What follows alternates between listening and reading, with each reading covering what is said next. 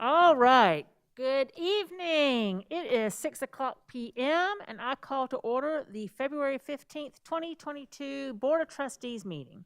Do I hear a motion to enter executive session for the purpose of discussion of 2021-2022 employment recommendations and to discuss and 2022-2023 employment recommendations, and to discuss proposed property contractual arrangements for the purchase of land for a new River Bluff area elementary school. Madam Chair, I move that the board enter into executive session to consider employment recommendations for the 2021-2022 and the 2022-2023 academic school years, and to discuss proposed property contractual arrangements for the purchase of land for a new River Bluff area elementary school. Thank you, Mr. Anderson. Do I have a second? My pleasure. Second. Thank you, Dr. Guyton. Was that Dr. Guyton? Dr. Powers. One of those guys down there. All in favor, please say aye. Aye. Anyone opposed? And the motion carries. We will now enter into executive session. We will see y'all in a few minutes.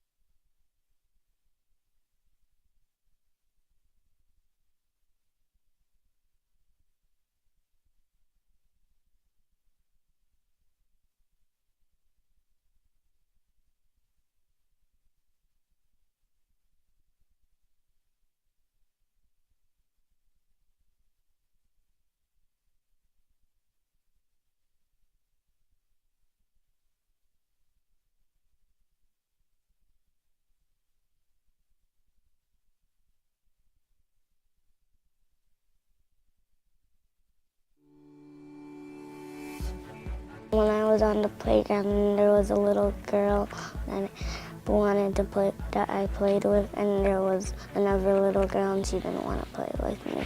She was just playing by herself, then came a little girl. They became fast friends. They were playing while we watched, and they were just having a good time. Then came a third little girl that came and messed up the synergy that the other two were having. and she wanted to play with the other little girl, but not with Casey. My book is about a little girl named Cassidy, and she went to a new town, and she went to a new school. She said, but I wrote this book and I want to talk about it. I want to talk about what happened. And I told her, well, let's talk about the book. And we talked about the book, and she said, well, I want this to be a real book. I want this book so that everybody could see this book and know that we can all be friends. The first thing I did was draw the pictures, and then my mom and dad helped me put the words in for the pictures. Her process involved her drawing the pictures. At the time she was 5, she wasn't, spelling words on that level except simple words, simple basic snap words. So she asked, I wanted to say this, and this is the name of the girls and the people in the book. And I sat at my computer. She told me what to write. I wrote it. She told her mother what had happened and how she was feeling. We did a campaign. It's called the We Need to Do Better campaign. It's still going. We created a website to kind of put the message out there, because at the end of the day, she wanted people to know that it doesn't matter. Like, we all have stereotypes of people without even knowing them. So the campaign is just to spread the message of kindness, not assuming we know people just by looking at them. So it's really just to spread some level of positivity. I want people to learn that even though they're different, they can still be friends.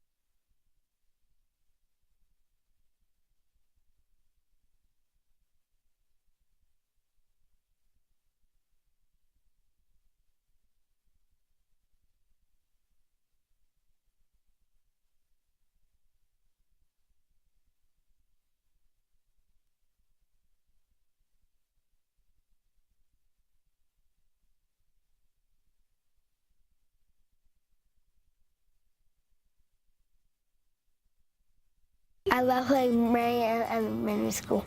I love being in Marion. Lake Marion is a unified champion school. Ready? Count these. 1, 2, 3. 3, good. Put it with 3. We have that family culture here where we don't look at people any differently.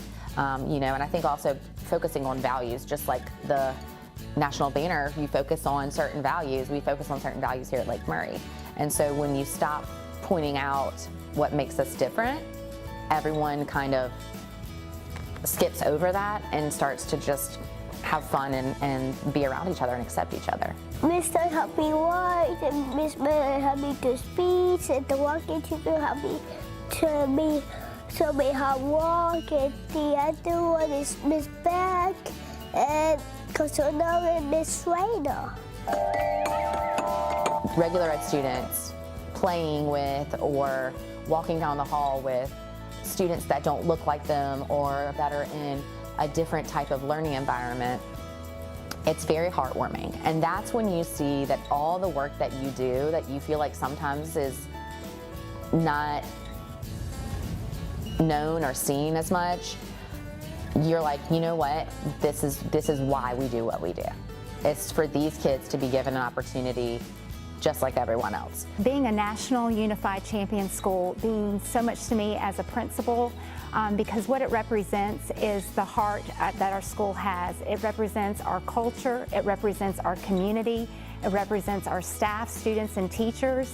So having this award is probably one of the greatest awards we will ever achieve. All you need is love, love. It's just different here. I think back to Dr. Little saying all means all, and it really is a district of love and acceptance. The one great thing about our school and winning this award is that it's about how we bring each other together. Our children are learning at a very young age that just because you might look different or learn different, that at the end of the day, we all have the same heart. They make me happy when they help me. I love Lake Murray.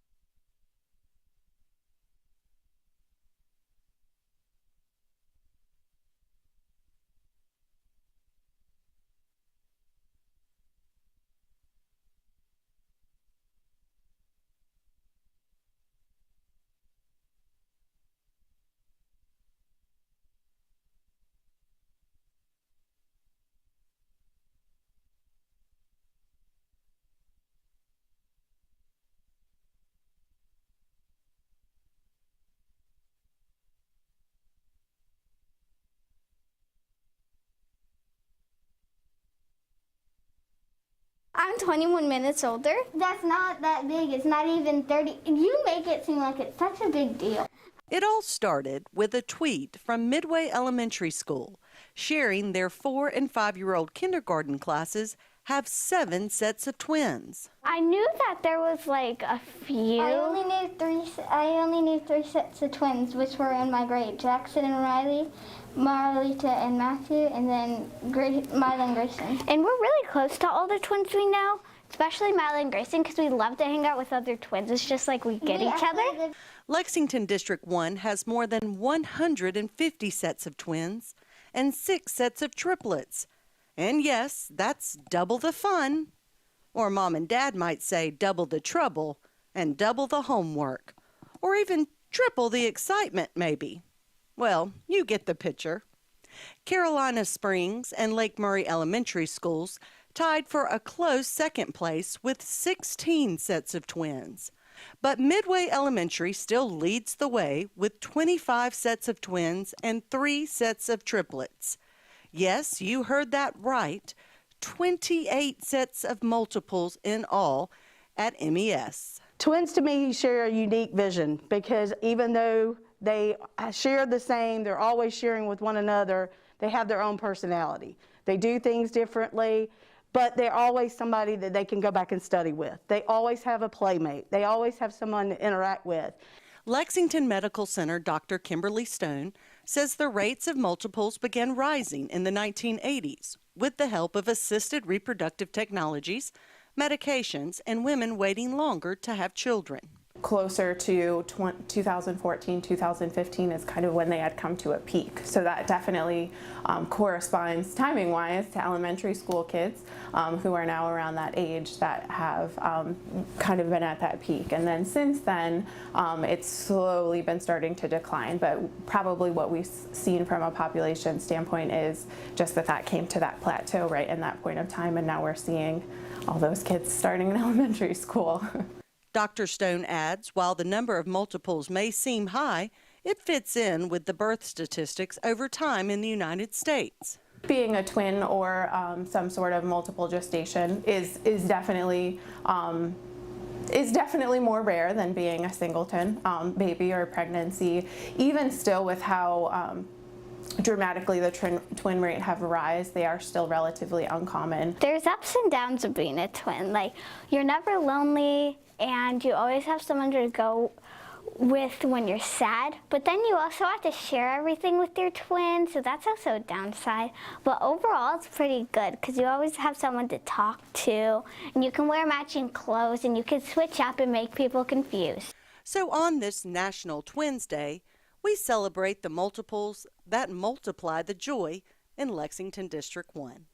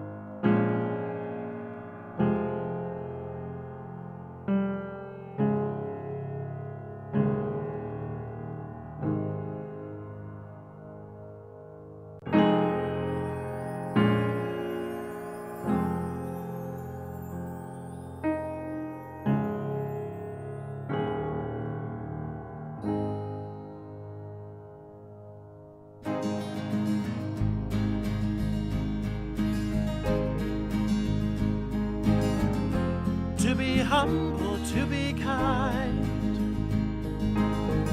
It is a giving of the peace in your mind to a stranger, to a friend,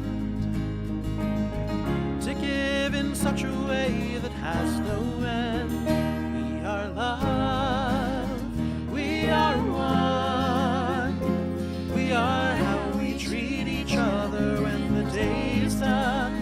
We are peace, we are war, we are how we treat each other and nothing more. Tell me what it is that you see, a world that's full of endless possibilities. And heroes don't look like they used to, they look like you do.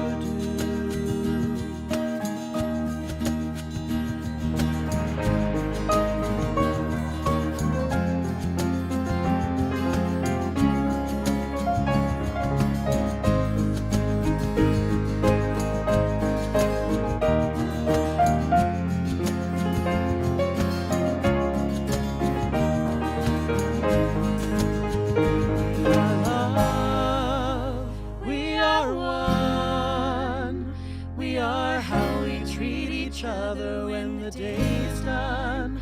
We are peace, we are war, we are how we treat each other with nothing more. We are how we treat each other with nothing more. We are how we treat each other.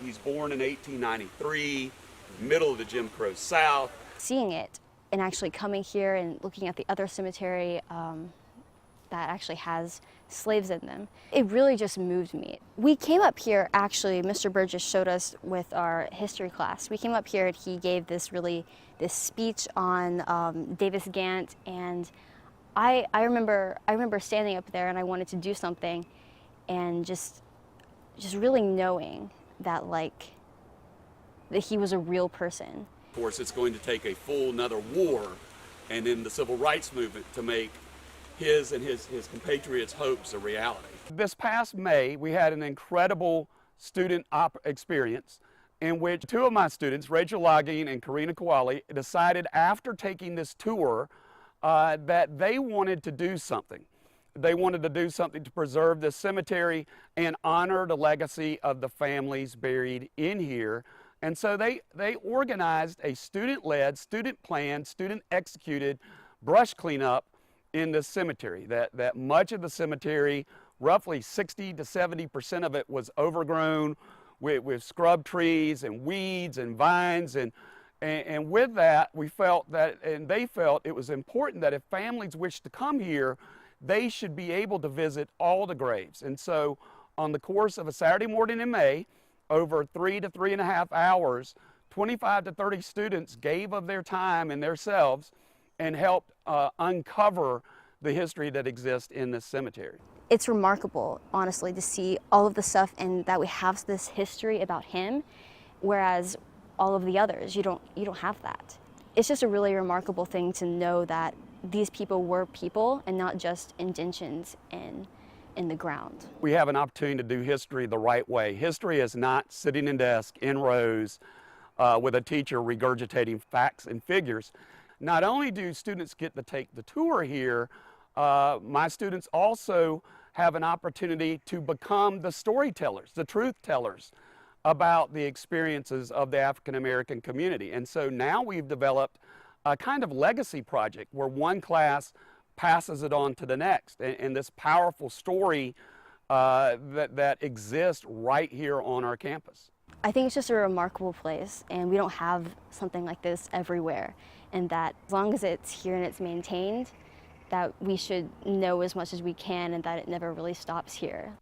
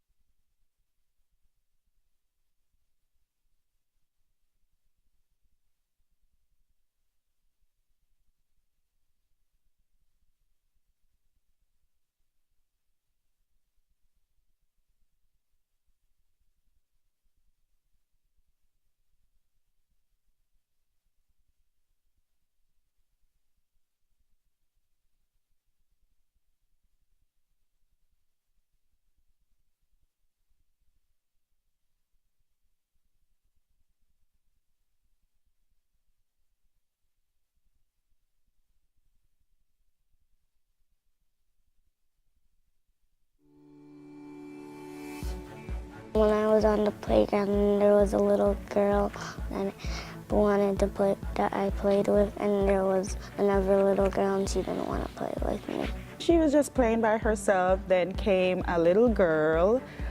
They became fast friends. They were playing while we watched, and they were just having a good time. Then came a third little girl that came and messed up the synergy that the other two were having. And she wanted to play with the other little girl, but not with Casey. My book is about a little girl named Cassidy, and she went to a new town, and she went to a new school. She said, but I wrote this book and I want to talk about it. I want to talk about what happened. And I told her, well, let's talk about the book. And we talked about the book, and she said, well, I want this to be a real book. I want this book so that everybody could see this book and know that we can all be friends. The first thing I did was draw the pictures. And then my mom and dad helped me put the words in for the pictures. Her process involved her drawing the pictures. At the time she was 5, she wasn't, spelling words on that level except simple words, simple basic snap words. So she asked, I wanted to say this, and this is the name of the girls and the people in the book. And I sat at my computer. She told me what to write. I wrote it. She told her mother what had happened and how she was feeling. We did a campaign. It's called the We Need to Do Better campaign. It's still going. We created a website to kind of put the message out there, because at the end of the day, she wanted people to know that it doesn't matter. Like, we all have stereotypes of people without even knowing them. So the campaign is just to spread the message of kindness, not assuming we know people just by looking at them. So it's really just to spread some level of positivity. I want people to learn that even though they're different, they can still be friends.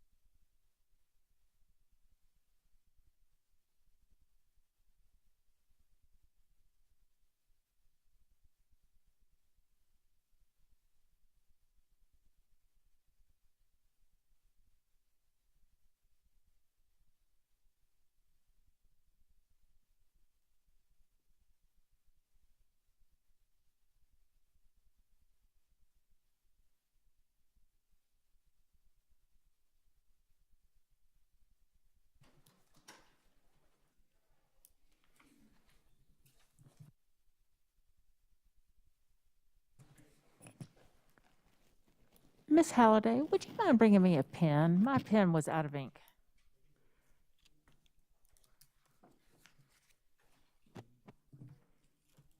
All right, we ready to roll?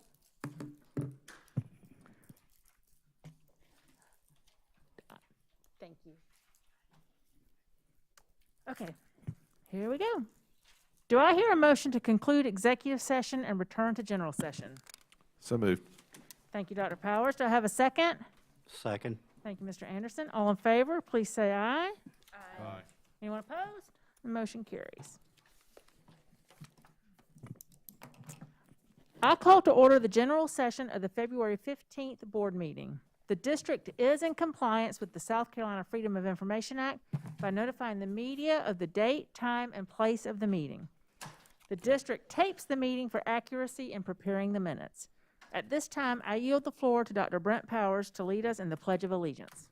Madam Chair, fellow board members, staff, and guests, please rise and join us in the Pledge of Allegiance.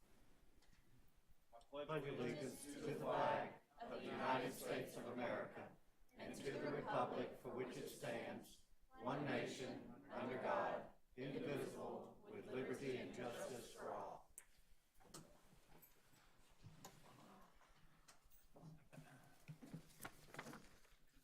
Do I hear a motion to approve the agenda as presented? So moved. Thank you very much. Do I have a second? Second. Thank you, Ms. Henson. Is there any discussion? All right. All in favor, please say aye. Aye. Anyone opposed? The motion carries. Board members, you have received the minutes of the January 11th and January 18th board meetings. Other than corrections that have been received and made, are there any other corrections? Hearing none, the minutes will be accepted as presented. Do I hear a motion to approve one certified recommendation for the 2021-2022 school year and 19 certified recommendations for the 2022-2023 school year? Madam Chair, I move the board approve one certified recommendation for the 2021-2022 school year and 19 certified recommendations for the 2022-2023 school year. Thank you, Mr. Oswald. Do I have a second? Second. Thank you, Dr. Powers. Is there any discussion? Ms. Price, would you like to share with us how things are going? Always will take the opportunity for that. Yes, we are excited to bring forth 19 names tonight for next year, but we are always looking for the best and the brightest to come join our team. We'll be having another virtual recruitment fair on March the 23rd, so if you know of people that are interested in joining Lexington One, please have them connect with us, and we hope to bring you a lot more names for the 22-23 school year soon. Excellent. Let's come work with us. All right, any other discussion? All right, all in favor, please say aye. Aye. Anyone opposed? And the motion carries. Do I hear a motion to approve one administrative recommendation for the 2021-2022 school year? Madam Chair, I move that the board approve one administrative recommendation for the 2021-2022 school year. Thank you, Mr. Oswald. Do I have a second? Second. Thank you, Dr. Powers. Is there any discussion?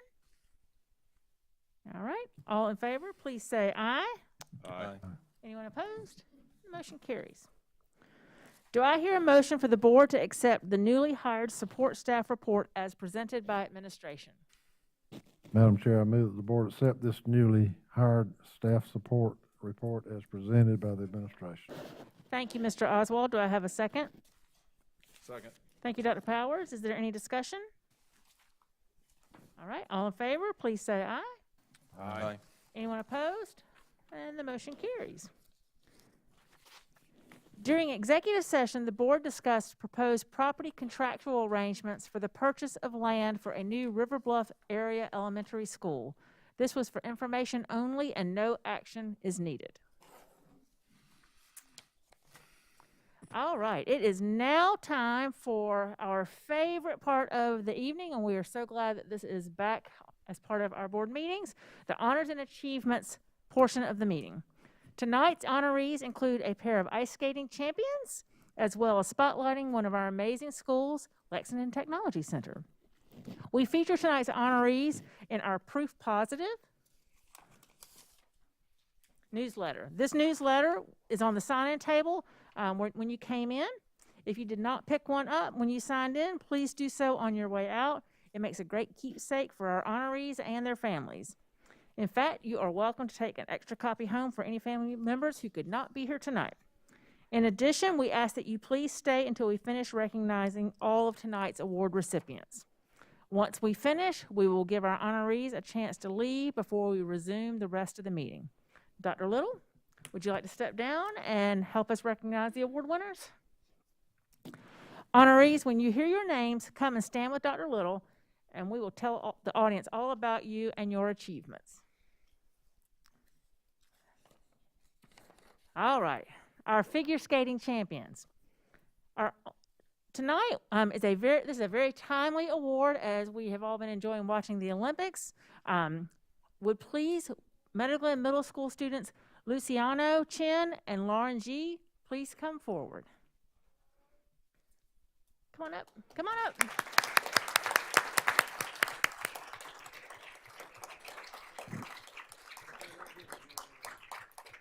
This sibling duo recently received the highest score in the juvenile parish category of the United States Figure Skating Championships. Wow. In November, these champions traveled to Boston for the competition. Due to COVID, the setup for the championships was a little different than in past years. Normally, skaters compete in a regional contest with winners moving to sectionals and those winners competing in nationals. However, the setup for 2021 changed to 6 competitions across the country. The winners were chosen by the highest score across the board collectively out of the 6 contests. Luciano and Lauren's score for their pair routine remained the highest in their division. Let's watch a quick clip of them competing in November.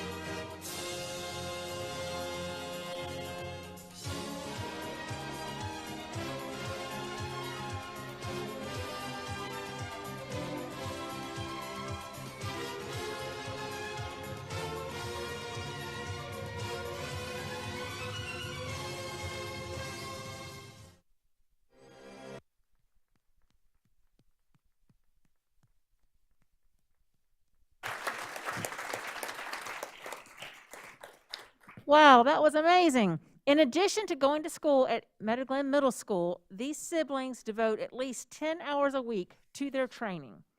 Luciano and Lauren, congratulations on this accomplishment. I know we will be watching you at the Olympics very soon.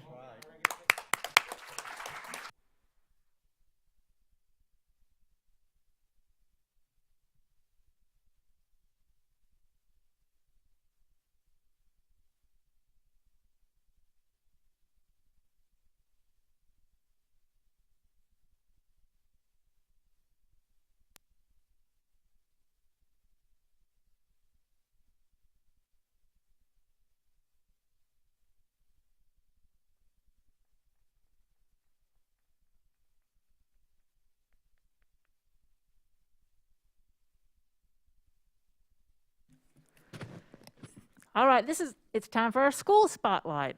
February is Career and Technical Education Month, and in honor of that, tonight we are spotlighting Lexington Technology Center. Here with us tonight is Bryce Myers, Director of LTC, and his assistant directors, Ryan Painter and Carlos DeGaulle. Also here are students and advisors representing student organizations at LTC. Please stand as I call your name. Representing DECA are students Meredith Cook and Vivian Hall. Representing FFA is student Ethan Willie.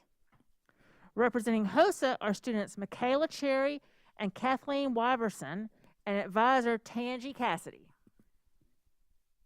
Did you not hear him? Okay.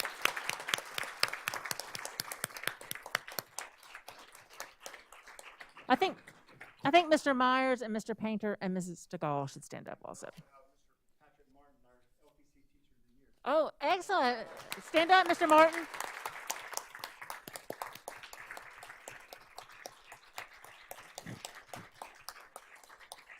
Y'all come on up and get a picture while I read a little bit of this.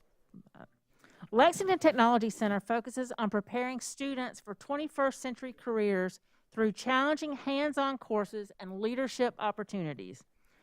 During the 2021-2022 school year, LTC will serve almost 2,000 students from Gilbert, Lexington, Pillion, River Bluff, and White Knoll High Schools. LTC offers specialized courses designed to help students become better prepared for futures in specific industries such as culinary arts, law enforcement, information technology, health science, and more. LTC also supports curriculum coordination for career and technology courses at each of our high schools. Lexington Technology Center is designated as the district's Center for Advanced STEM Studies and offers 21 areas of specialized training.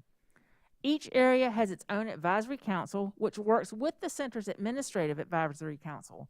More than 150 community members serve on those councils.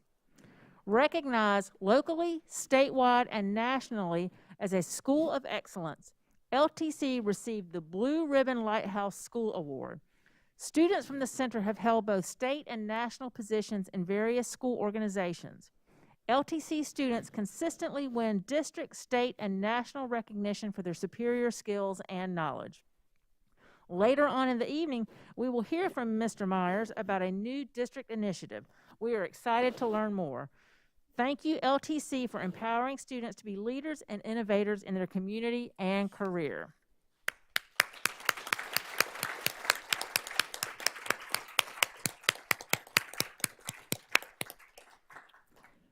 Thank you for taking the time tonight to help us recognize our amazing students, staff, and schools. We have some very talented individuals in our district, and we love sharing their achievements with you. Now, just as I promised, you are welcome to stay for the remainder of our meeting. However, if you need to leave, we will give you a quick and quiet moment to do that right now.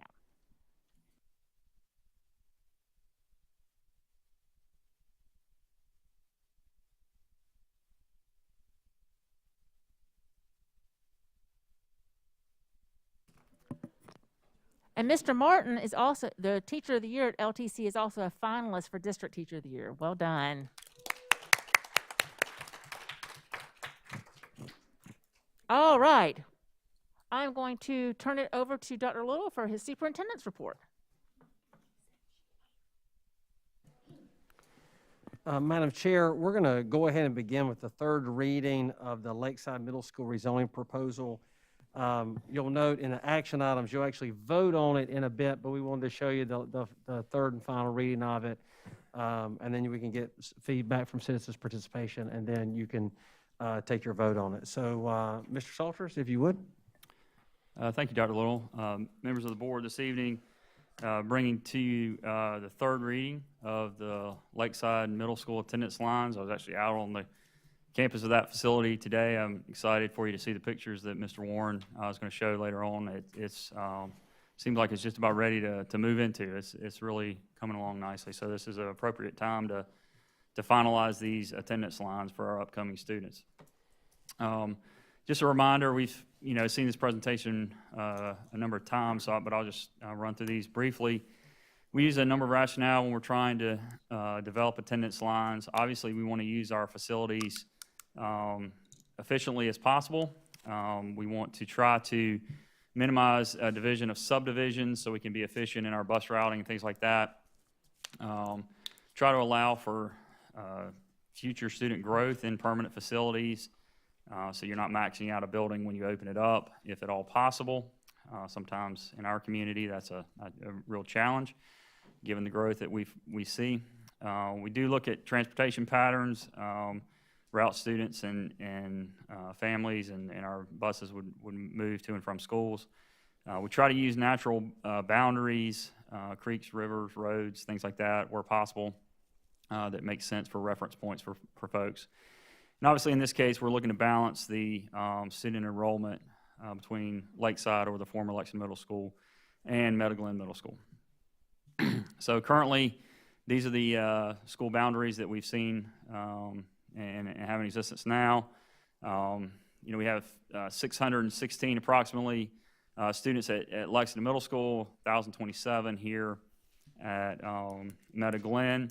I just point out that we're really, in this zoning effort, we're really only talking about these two middle school boundaries. We're not changing any of the high school attendance lines or affecting any of the other middle schools that are bordering up to these two zones. Proposed lines here for third reading. Again, we're looking at approximately 852 students at Lakeside and 826 at Meadow Glen. And we've done a number of community meetings and 2 previous readings to the board. You've seen some community input, obviously, at those meetings. You've also received some input that we shared with you through feedback forums and online information that our communications team has done a great job supporting. And so this evening we're recommending the same lines that we have. So we really the biggest portion that you want to focus on is kind of right here where we turn down Hope Ferry Road. We kind of follow the creek back through here. And then we grab these neighborhoods. This is an example of where we try not to split neighborhoods. You may say, why didn't you just come down the road there? Well, a couple of these neighborhoods are actually a share homeowners association, a common pool, and things like that. So we come behind that neighborhood and come across and come down Mill Stream, and then turn up Lee Cluckley, and then over towards Corley Mill Road to finalize the edge of our district boundary. Elementary feeder patterns, just to kind of recap, Lakeside would have portions of Lexington Elementary, New Providence, and Midway. Meadow Glen Middle would have all of Meadow Glen Elementary and portions of Midway and Oak Grove feeding it. As I mentioned, the high school feeder pattern, Lakeside would be all River Bluff, and Meadow Glen would also be all River Bluff. We were able to do this a few years ago. I see Mr. Calhoun in the room here, and I think he can probably speak to the change that you see on a campus when you have to split that middle school feeder. Now with everybody going to River Bluff, there's a lot of continuity and connectivity to the high school campus. Students really get involved and engaged in activities at the high school level, and so it really allows them to do that under one common umbrella. So that's going to remain in this zoning. We are looking at grandfathering options. The new attendance lines, if a current 7th grade student, which would be rising 8th grade student, wishes to stay at Meadow Glen Middle School, then they can do so. They will have to provide their own transportation. We don't have the opportunity to run special bus routes to be able to pick those students up. It's really only applicable to Meadow Glen in this particular situation because all of the students from the current Lexington Middle School building will be moving to Lakeside since it's a new replacement facility. And then speaking about immersion, this is one of the things that we still had some discussions about. I appreciate our immersion team, instructional services folks working really diving into this and working with the schools and problem solving and making some good opportunities for our students. The recommendations, Chinese immersion will remain at Meadow Glen Middle School. Obviously, that's fed from the program at the Meadow Glen Elementary School level. The French immersion program would be located at Lakeside Middle School, and that's obviously primarily fed through Midway Elementary School. The recommendation is that the 8th grade French immersion program be located at Meadow Glen Middle School next year for that final year. The team reached out to those parents and worked with those individuals and students, and overwhelming majority of those individuals wanted to finish that immersion experience at Meadow Glen. So we'll do that for those 8th grade students, and then the following year it would move over to Lakeside for a complete matriculation at Lakeside. Just rehashing some key dates here. Just, we had first reading in December. We had 2 public meetings, one at each of the schools. Those were well attended. We had second reading, and then we're here tonight for third reading and propose an action later on in the agenda this evening. Obviously, for parents involved, we have this school locator link where you can go out on our website, click on the link, and put in your address, and it will tell you which school that you are zoned for in the new line. So it's a pretty easy, quick tool to be able to do that if you had questions. With that, I'll be happy to answer any of the board's questions this evening. And again, we will be having consideration for action later on in the agenda.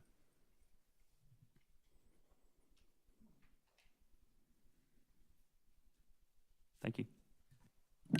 I just want to thank Jeff, you and your team. I think, not many districts are used to having to do this over and over, but we are, and we've learned every time we've done it. And again, I love the amount of input and how we settle on the best decision for our community. So thank you.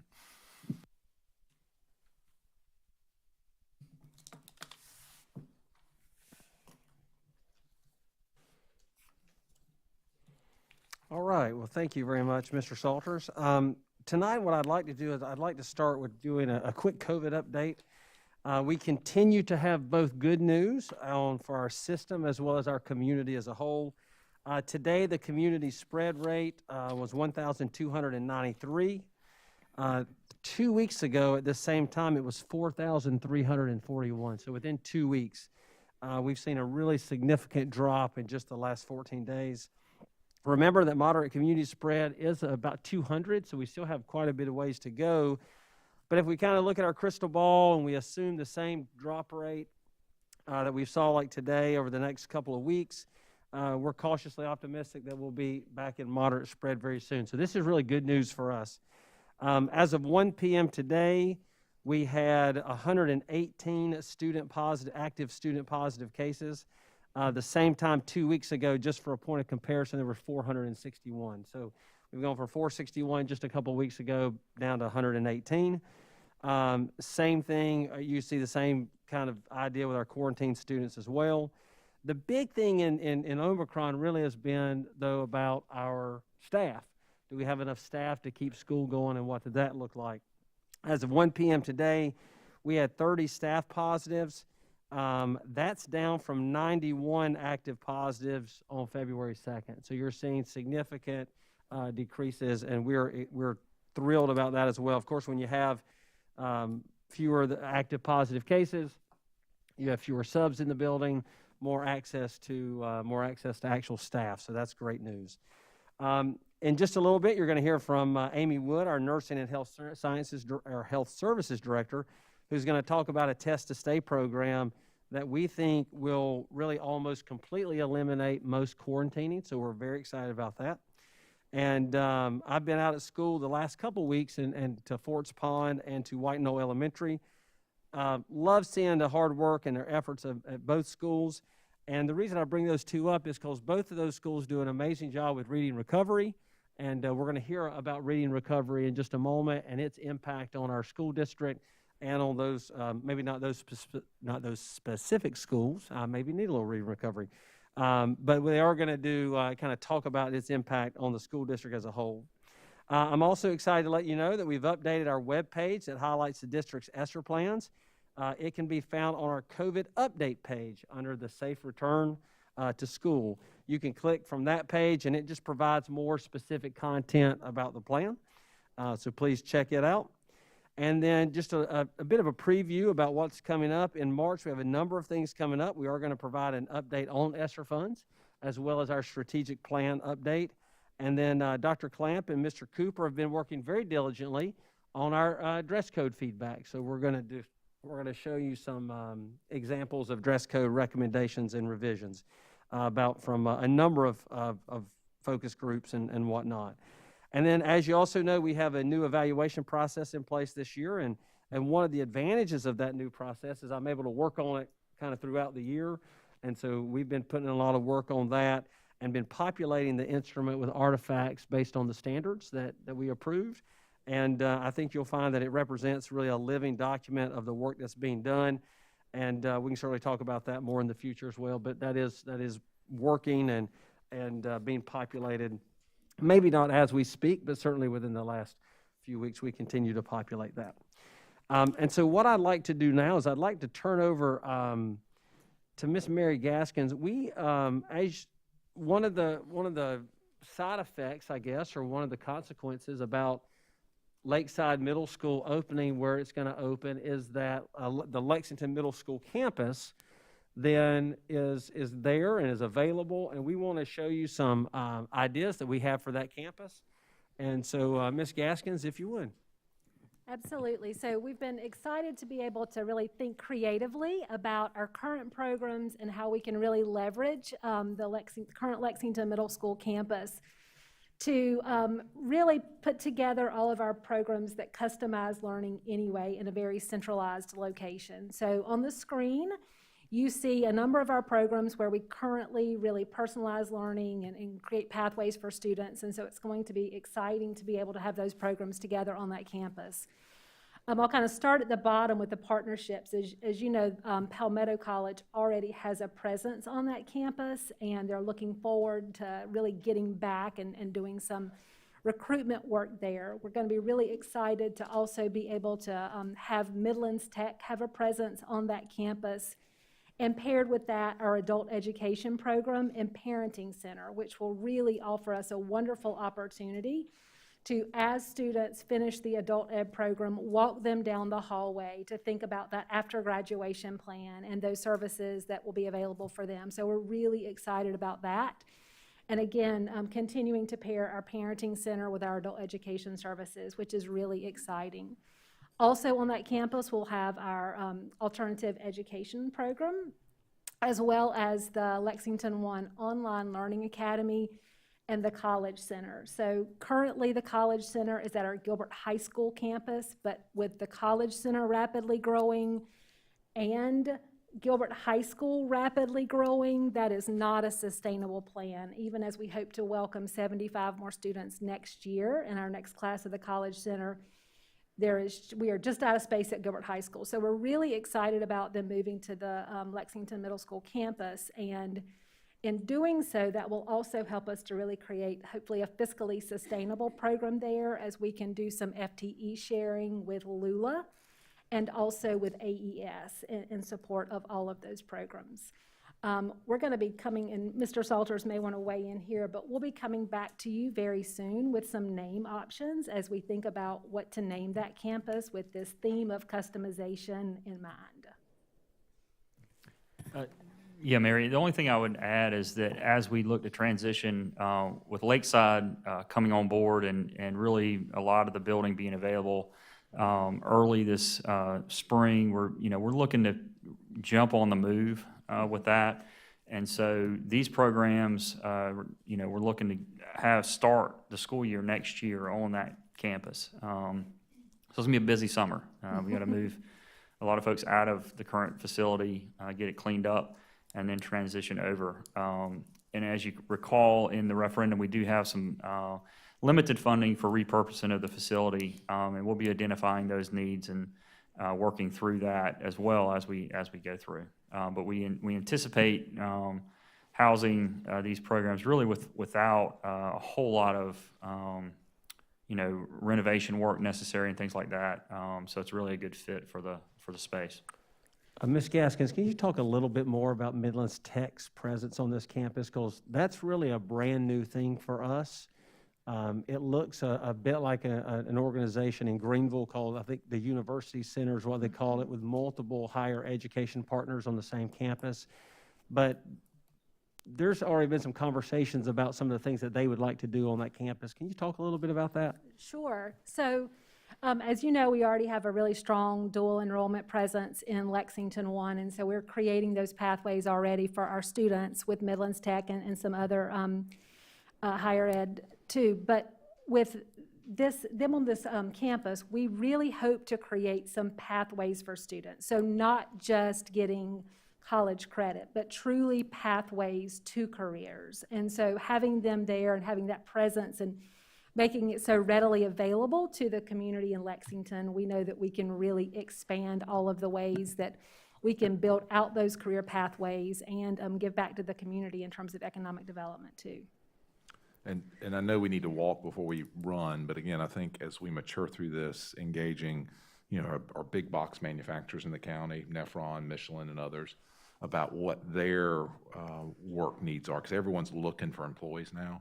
And so that, you know, our students or even our citizens in this county can have pathways to a certification that gets them a job in this county would be huge. So again, we got to get the bones up, but then we can start putting meat and start fleshing it out. So, and I'd love to share this with council and Lexington Chamber, and we need to start telling this story over the months to come. So this is a good story for us. And for this county. in about two presentations, you're going to get a little bit more of that too. With Yes. Mr. Myers just going to share his thoughts on that.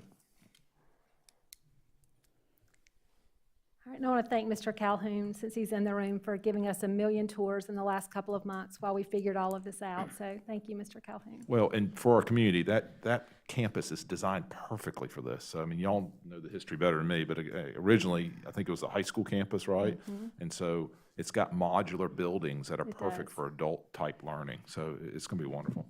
And lots of shared spaces too for performances and professional learning and community events. We're excited about that as well. And it is our hope that while the Midlands Tech program initially is over there to work with our adult ed and our college center group, that we hope that they'll actually be able to open up that campus eventually to Lexington proper. We don't have a major higher ed presence in the greater Lexington area. It's on the outskirts, Batesford, Leesville, the airport campus, those kinds of places. But there's not really one in the heart of Lexington. And so it's our hope that Midlands Tech will eventually be maybe doing classes in the evening or whatever that looks like. So that's kind of as we dream big. Now, we're not there yet, but we're certainly, we feel like they're a perfect, when you think about adult education, for example, you're taking a person who's been unsuccessful historically in school. And that person sometimes is 17 years old. Sometimes that person is 57 years old, and they're coming back to school because they want to set a good example for their grandchildren. We've seen a number of those stories throughout the years. Or someone's decided that they want, as what happened just a couple years ago, a young man wanted his dad to see him get his GED before his dad passed away. His dad had terminal cancer. So, you know, we have those stories out there.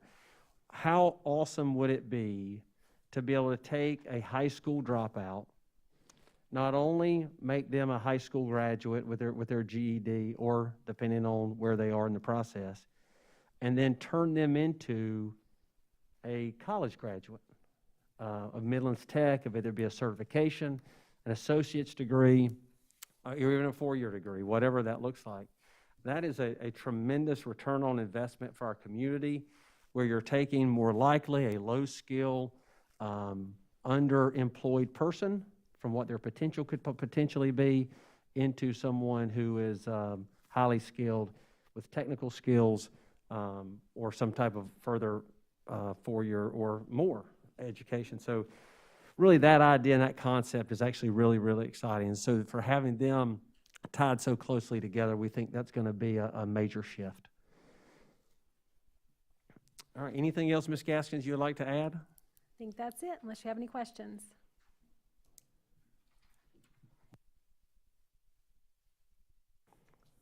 All right, it is now my privilege and pleasure to introduce to you Dr. Chris Gillespie.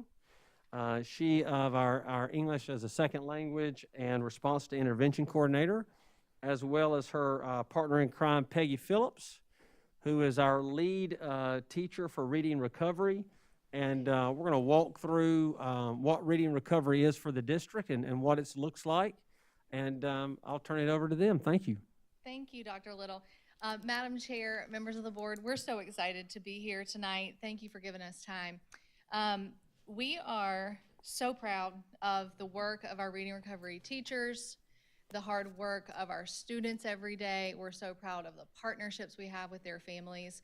So we are thrilled to have time to share with you about the program, as well as our implementation over the last several years, And we're also going to share with you some student data to show you both short-term impact and long-term impact of the program. So to begin, Reading Recovery is a one-to-one intervention program for first grade students who demonstrate the highest need as compared to their peers. Student instruction is provided by a specially trained, certified teacher whose teaching supplements the high-quality instruction they are already receiving in their classrooms. Reading Recovery is a short-term intervention. It's 12 to 20 weeks, and each lesson includes a focus on the 5 essential components of reading: phonics, phonemic awareness, comprehension, fluency, and vocabulary. Specifically, Reading Recovery encourages comprehension and problem solving with print so that decoding is purposeful and students are reading fluently. Additionally, Reading Recovery also supports many of our first grade English language arts standards. Community partnerships are an important part of Reading Recovery, and we have partnered with Clemson University's Reading Recovery and Early Literacy Training Center in order to effectively implement and expand the Reading Recovery program over the last several years. Peggy, our teacher leader, also completed her training with Dr. Cece Bates and Marianne McBride from Clemson, and then has been able to come back and train additional cohorts for the last 3 years of teachers. This valuable partnership with Clemson ensures that our teachers are engaged in ongoing conversations about literacy education, both in our state and in the nation.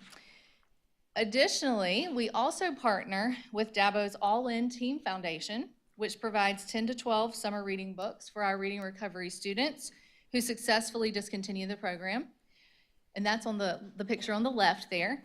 On the right, you see several schools have also created support programs within their buildings, like Paw Pals at Pleasant Hill Elementary and Reading Rangers at Rocky Creek Elementary. The schools that are implementing these programs have capitalized on their available resources by partnering available staff in the building with students who need a little extra support in reading. Professional development for teachers is also a significant component of the program, and we really believe that the best investment for our striving students is a knowledgeable and highly trained teacher. Here's a glimpse of the strands that we offer for teacher training. So we have 2 strands. We offer a strand for full certification, which is geared toward our lead interventionists and our teaching interventionists. And we also offer an early literacy instruction and assessment strand, which is geared for classroom teachers and literacy coaches. Here's a visual of the work that our teachers are engaged in every day. Our trained and in-trained teachers teach 4 first grade students for 30-minute daily lessons each semester, along with 30+ students who they teach in small intervention groups.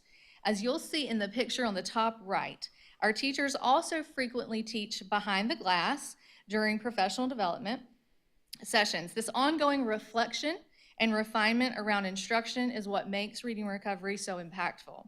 While in training, teachers attend a weekly 3-hour class, and once they're trained, they attend 6 ongoing professional development sessions each year. All of our teachers, both trained and in training, have multiple coaching visits with our teacher leader as well.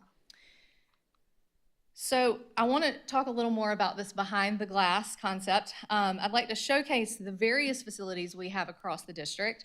This behind the glass component is a critical piece of Reading Recovery because being able to watch live instruction and engage in the moment discussion about teaching and learning is how Reading Recovery teachers fine-tune their skills and problem solve together how to best serve their individual students.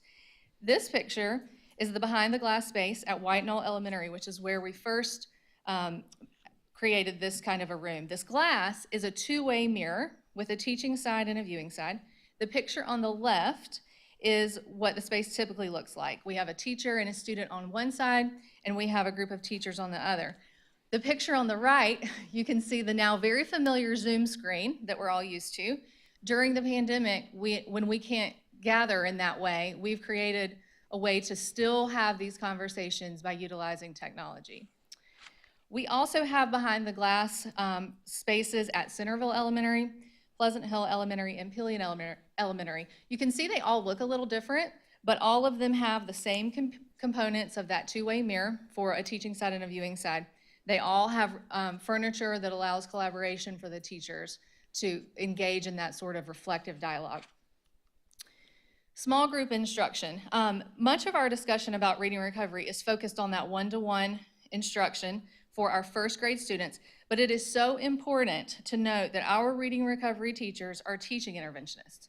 So they also teach 30 or more students across all grade levels in their schools. In effect, our most trained teachers, with all of their knowledge about early and developmental literacy, are impacting many children in our schools. They are truly literacy leaders in our schools. They collaborate with our literacy coaches to provide ongoing professional development for teachers. They serve as a consult to support teachers who are trying to best meet individual student needs. Our investment in reading recovery is truly an investment in creating the strongest, most equipped teachers for our students who need them the most. The impact goes far beyond the first grade students who are so lucky to have the opportunity to learn from them. Now that I've kind of given you a very quick overview of reading recovery, I am going to hand it over to Peggy. She's going to share information about our implementation as well as that student data.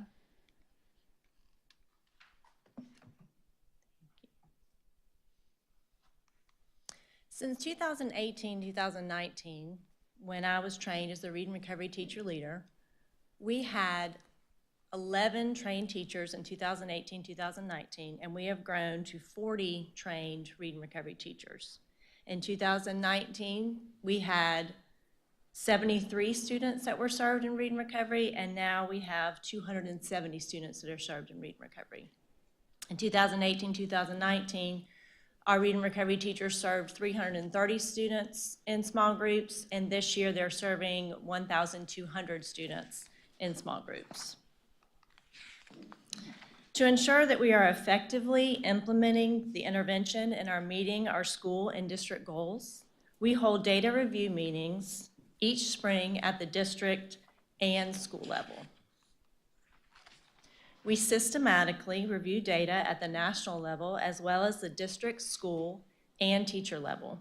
IDEC is the International Data Evaluation Center, where reading recovery data from around the nation is stored and analyzed. We are provided with in-depth reports regarding growth in all areas.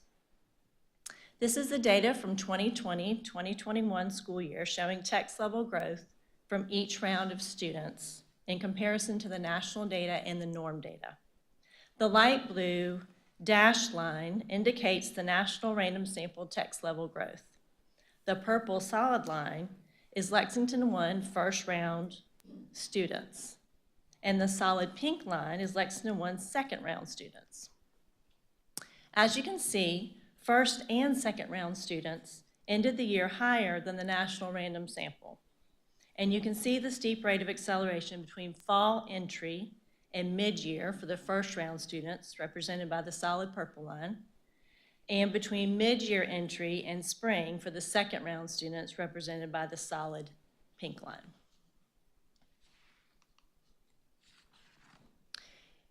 Reading recovery teachers also submit data weekly, which I monitor closely to monitor progress and to provide in-the-moment, time-sensitive support. Reading recovery has short-term as well as long-term student impacts on student achievement. This is a writing sample from a student at White Knoll Elementary School. At the beginning of the lessons, the student was able to hear and record some initial, some ending sounds, and use mostly capital letters to write. After 62 lessons, the student is able to hear and record almost all sounds, writes words as units, uses upper and lowercase letters appropriately, has adequate spacing and punctuation. He is now able to read and write as well as his average first grade peers. This student is at Pulliam Elementary School, and he is comparing the type of text that he could read at the beginning of the intervention to the type of text he's able to read at the end of the intervention after 83 lessons. He also is able to read and write as well as the average first grade students. Learning to read and write effectively as a first grader positively influences a child's self-efficacy and self-esteem. Teacher knowledge and capacity helps students to become the best readers and writers they can be. This capacity, coupled with high-quality classroom instruction and continuous teacher collaboration, ensures that students who receive the Read and Recovery intervention will continue to build a strong literacy processing system long after the intervention is completed. This chart shows current Lexington One third graders' growth in text levels from winter of first grade in 2019-2020 to spring of second grade in 2020-2021. The blue dots represent clusters of first grade students who did not receive the Read and Recovery intervention. The red dots represent clusters of first grade students that did receive the Read and Recovery intervention.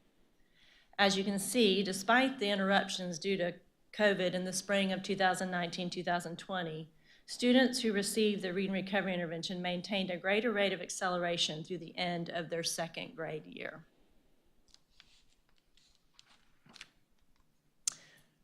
This graph represents the percent of Read and Recovery students with a complete program during their first grade school year that scored approaches or higher on SC Ready. Keep in mind, these were the absolute lowest students in first grade, and they are now approaching, meeting, or even exceeding expectations on standardized tests in fourth and fifth grade. To give you a clear picture of what the growth looks like, here is a White Knoll Elementary student reading in the fall of 2020 during one of his first Read and Recovery lessons.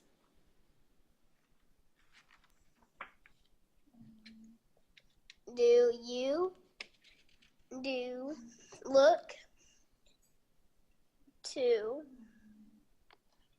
the sheep fed. And this is the same student reading a year later in second grade. Oh.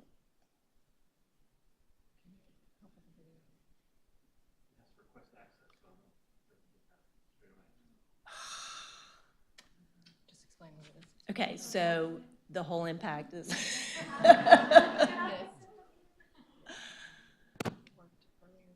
It did work earlier today and all the other times that we tried it out, yes. And I push a button to, we can come back to it, I suppose. We will come back to it, okay. Okay, and this is a parent perspective of Read and Recovery. My name is Nan Davis. I'm an educator in Lexington School District One, but I'm also a mom of 5 Lexington One students, ranging from 5 years old to 15 years old. I'm here today to talk about being a parent of one of my children who is a reading recovery student. I just want to take a minute to express what reading recovery did for one of my daughters who in first grade was really struggling with reading. There were a lot of gaps that she had and difficulty when it came to it. So when she was able to qualify for the reading recovery program, honestly, I didn't know what to expect on the parent side of it. And I will say we have been blown away with her progress.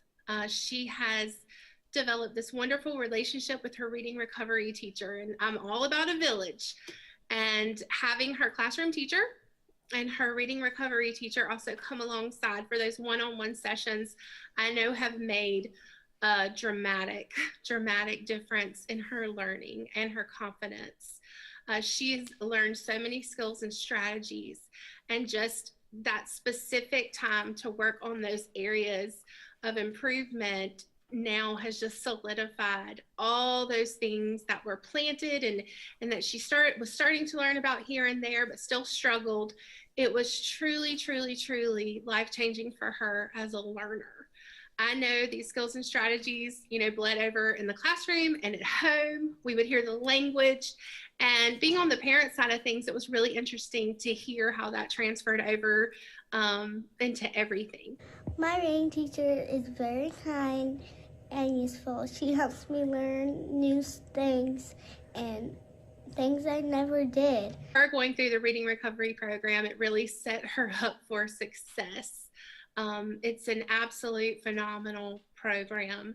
And as an educator, I knew that, but now as a parent of a child that's been through it, there's no doubt that this is a great program to advocate for and to have to just bridge those gaps and set our students up for success. So as an educator, super impressed, but as a mom, I'm super thankful. And here's a quick, Let's go back and do that. oh, so, I think we're good. okay. We really want you to hear this student read. Nope. Nope, Nope. nope. Okay. It was really, really So- good. It is so good. It is so good that we will share it with you all tomorrow in an email. Okay. Okay, and here's a clip from the Read Maybe Recovery he graduation. could help y'all with the computer too. So I'm teasing. Here's a clip from the Read Recovery graduation last year. So it's not just that one-on-one teaching, it's truly the impact that goes far beyond that into all of their work. And this is called the Dr. Gloria Talley Reading Recovery Advocacy Award. The Reading Recovery community is committed to lifelong learning, which means our kids, again, are getting our very best self. Not our very best self yesterday, but our very best self tomorrow and in the future. But programs do not solve problems. People solve problems. And when you find the right program, and you find the right people, and they come together, then magic happens. And that's what's happened with Reading Recovery. Thank you for being the person that's going to unlock the universe for a student. And now I feel like I can do anything.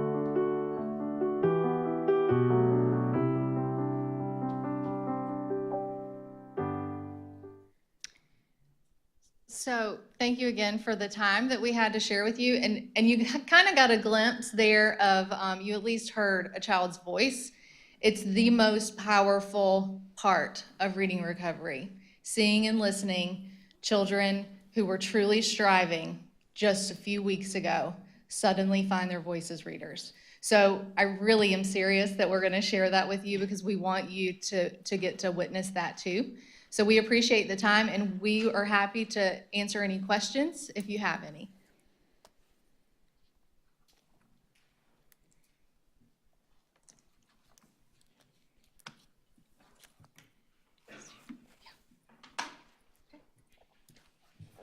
Thank you very much.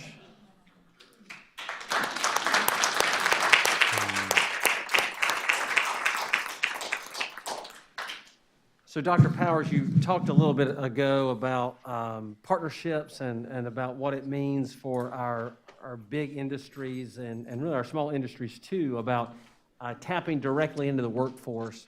Mr. Myers has been working on a project, he and his team.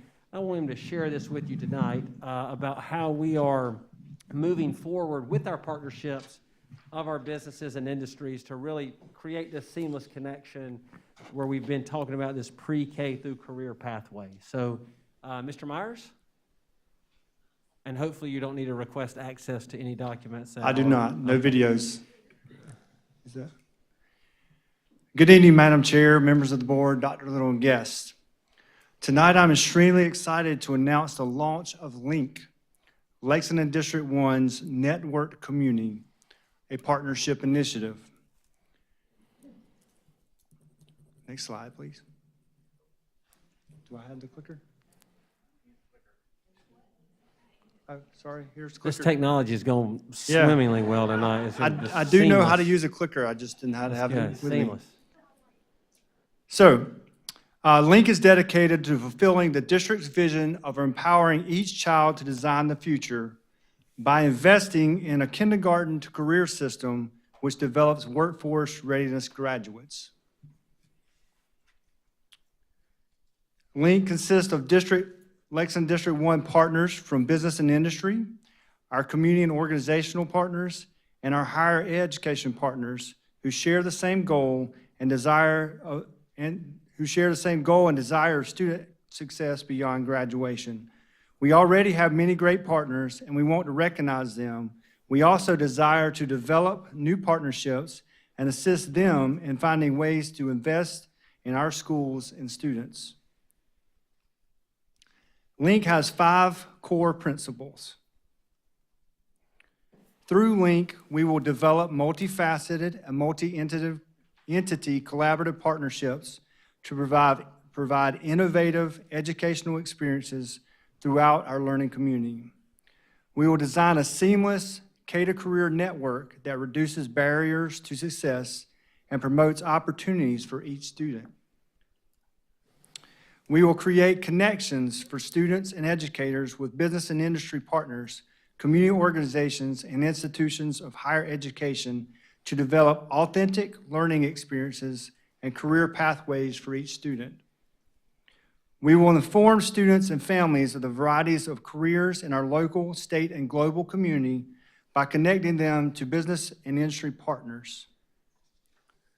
We will also cultivate and engage current and future partners to create a talent pipeline of educated, qualified candidates who stand ready to meet the changing needs of our community. A few pictures of our students. That's a young lady in architecture. Our business and industry, community, and higher education partners are vital to the success of our goal of creating a true K-to-career education system. This goal aligns perfectly with our district's vision of empowering each child to design the future. More pictures. Young lady welding in the upper left. And then one of the partnerships we recently have, and I think that's a design class. K-to-career, I hope you get used to this term. So we're looking for a system not only where they start in kindergarten and they're streamlined through middle school to high school into higher education and into the career. So it doesn't stop just at any one place. It's a seamless pathway from K to career. How do we do this? How might a partner invest in our students? There are multiple ways. These are the big pieces. First of all, work-based learning experiences. There's a variety, probably 10 or so work-based learning experience opportunities a student may have. There are also employment opportunities for students where they can be hired directly out of high school. Volunteers, mentors, and professional experiences. Those are all ways someone can invest or a business can invest. We have advisory groups. We have scholarships, grants, equipment donations, and monetary donations. And we have collaborative efforts among entities. So if people have interest, we can get those groups together and have conversations about how we can best meet that need. What are future steps we have for Link?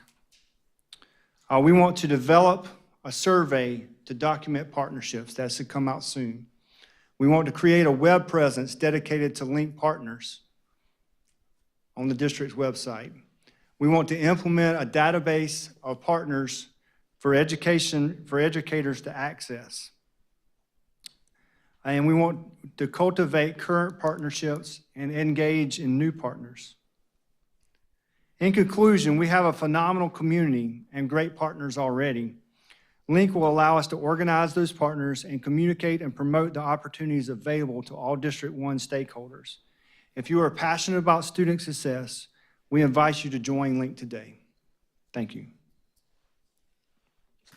Any questions?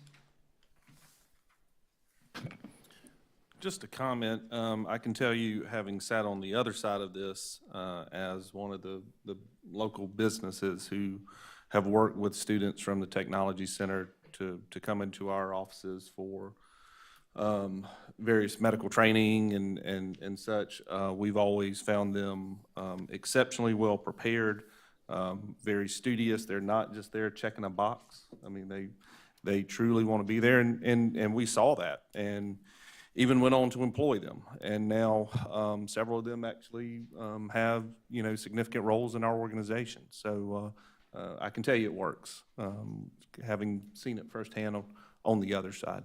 So thank you. Thank you. And I can speak to that as a parent as well, whose child graduated. And I know I've mentioned this to you in the past, but when she went out and started looking for a job, and they asked her where she got her training at, she went through the cosmetology program. And when they found out it was Lexington Technology Center, they immediately wanted her. So that speaks volumes about LTC and the cosmetology program and Ms. Brown. So I appreciate that. Thank you. Any other questions? One of the things I just wanted to add before he sits down, thank you, Mr. Myers, and your team for helping make this happen. This will help us organize those partnerships because we have all these sort of existing partnerships, but they're sometimes one-off, right? So you have like a partnership with Michelin and they do one thing, or Gregory Electric and they do one thing. This sort of brings everybody under the same umbrella so that we can organize it and be more intentional and strategic of how we engage with them and how we engage with other business partners when they say, hey, we'd love to help you, what can we do? We have a better answer for that than, well, let's just sort of see what we really can be a little more specific and directive about what our needs are. And then when we're better capable of articulating what our needs are, it's much easier then to turn around and ask them for help because we really understand what we're looking for. So, I will say the career and technical education goes from the 6th to the 12th grade. So we have career and technical programs in our middle schools already. So what we're looking to do, this is not just an LTC initiative, this is a district-wide initiative, and we want to streamline, so when we start the career conversation in kindergarten, to have those, what's available, what might you be interested in, whether that's computer science or building construction, or you're strong in math, or whatever it may be, and then guide them toward what are the career opportunities they may experience and what's available to them in high school. How can they access that after high school for a job, whether that's apprenticeship, college, military, whatever that may be. And then even businesses, if they're willing to come in and hire them as seniors to pay their way through college, like Michelin is doing with the Michelin Scholars Program, we're looking to cultivate and engage businesses that are willing to do those types of things. So, thank you very much. thank you.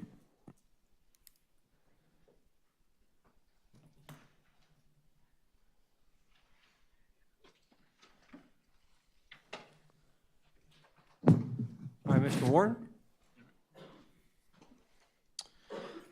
Good evening, Dr. Little, Madam Chair, members of the board. Excited to be here tonight to provide another operations update for February. Facility improvements, as you know and see as you drive around Lexington County School District 1, continue to occur here through our 2018 bond referendum, also through capital funding. Look forward to showing you where we are with multiple projects. Before we get into the bond referendum projects, I did want to give you an update on some capital improvements going on in our school district. As you recall, last August, you provided a list of projects including preventative maintenance items and other improvement opportunities identified by the operations team. These projects are being funded by the 8% bond sale issued last October for facility improvement use. Now, preventative maintenance is critical in a system like ours. We identify these projects through metrics including life of the system, performance of the system, and feedback from school and maintenance personnel. Major preventative maintenance categories include roofing, mechanical, water heaters, asphalt, and we're thrilled to address some of these areas through this funding. One of our priorities with this funding was to address most of the competition tennis courts throughout the district. You see here, White Knoll High School is ready for practice and matches. Very popular tennis design here. This actually mirrors the U.S. Open, the blue court and green, outside the court. So that's what we'll be doing with our tennis courts, with this work. So thrilled to see some matches out at White Knoll High School. River Bluff tennis courts are being resurfaced currently as we speak. The look will mirror what you just saw at White Knoll. And that work should be done this week or first and next week, depending on the weather. Oak Grove, we resurfaced the visitor parking lots, some asphalt work that needed to happen, and glad to get this done through this funding. The additional parking lot was completed during the referendum work, and you see here an aerial view of the work we did to match that additional parking lot. That work is complete and in use. So to give you an update on upcoming capital projects, Gilbert Middle HVAC replacement through this funding will happen this summer. Lake Murray Roofing HVAC this summer, that will occur as well. That we did half the school last summer, and the other half will be done this summer. Gilbert High, Pillion High tennis court resurfacing, like you just saw at White Knoll River Bluff, that'll occur this spring. Gilbert High and Pillion High cafeteria furniture replacement will occur this spring. You'll see a theme here. It's going to be a very busy spring in our school district for operations and maintenance and facilities. We're doing some work with Lexington High, White Knolls gym bleachers, need some repair. Lexington Elementary School, exterior door replacement and parking lot resurfacing will happen this spring. Actually, over spring break, that work will occur.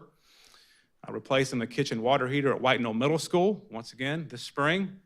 And the middle school tracks, we are working very diligently to pave all of our middle school tracks in our district. We've done that work at, obviously, Beechwood Middle School, the New Pillion Middle School, and White Knoll Middle School have been paved, but we'll complete our middle school tracks this spring and summer. Mr. Warren, can I just comment about the middle school track paving? Yes, ma'am. Back in my PTO days at Meadowglen Middle School, we had a couple of color runs with the color powder. And my youngest was like 7 at the time at the elementary school, and he got to come up to watch. And instead of getting to be thrown, the colored powder on him, he just rolled in the dirt on the track because they were just like red clay tracks. So I'm very excited to see that the tracks are going to be paved. Yeah, and it's a maintenance issue. We get out there, at least once a year and scrape those tracks and work on those. So this will eliminate that need. So we're excited about that. Replacing the Lexington Technology Center marquee sign. Been working with Mr. Myers and his team on that. That sign needs replacement, and that will occur this spring and early summer, depending on lead times with that. And then Gilbert High School competition track renovations this summer into early fall of next year. We're adding 2 lanes to their track to make it an 8-lane competition track to match the other high school. So that work will occur this summer and through the fall. Now I'd like to move to an update on our bond referendum projects throughout the district.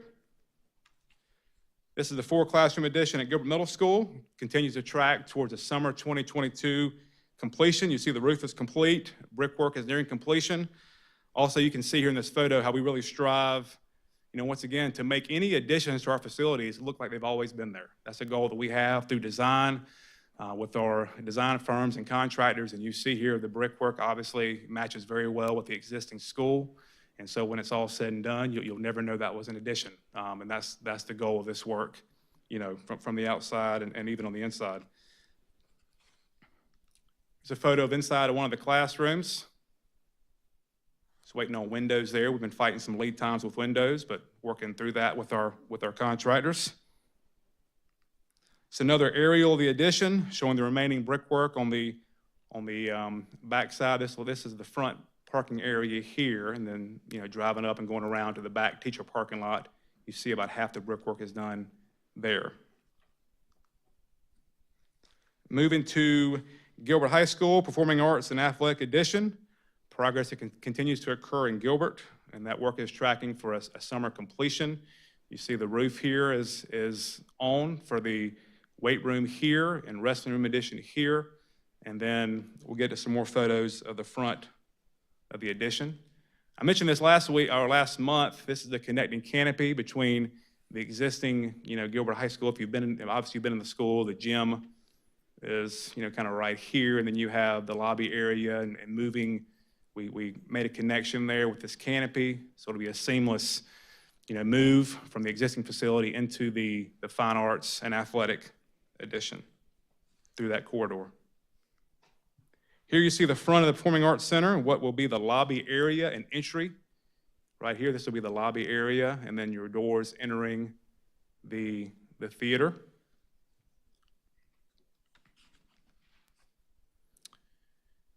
This photo shows inside the theater and the fly loft area here. You see the brickwork is done up here, and soon you'll see paneling and obviously seats going into the theater. We'll have, bar joists going in soon with the roof to cover that. The orchestra pit is here. It's obviously a big part of any of our theaters to be able to have that ability for the orchestra to perform. Moving to Carolina Springs Middle School, 6 classroom addition. Once again, really working to make that seamless transition. This is one of the, well, actually 2 of the 6 classroom additions. Here's 2 classrooms here, 2 here, and then 2 on this side down here to give Dr. Cockfield and his team 6 more classrooms. Excited to turn those over, hopefully mid-April to early May. Photo of the exterior brickwork. That is complete. Once again, waiting on some windows. Inside one of the 6 classrooms, waiting on flooring here and windows to complete this space. See lights in, ceilings in. We've had our overhead inspection there, just waiting on flooring and a final. Like I said, mid-April to early May.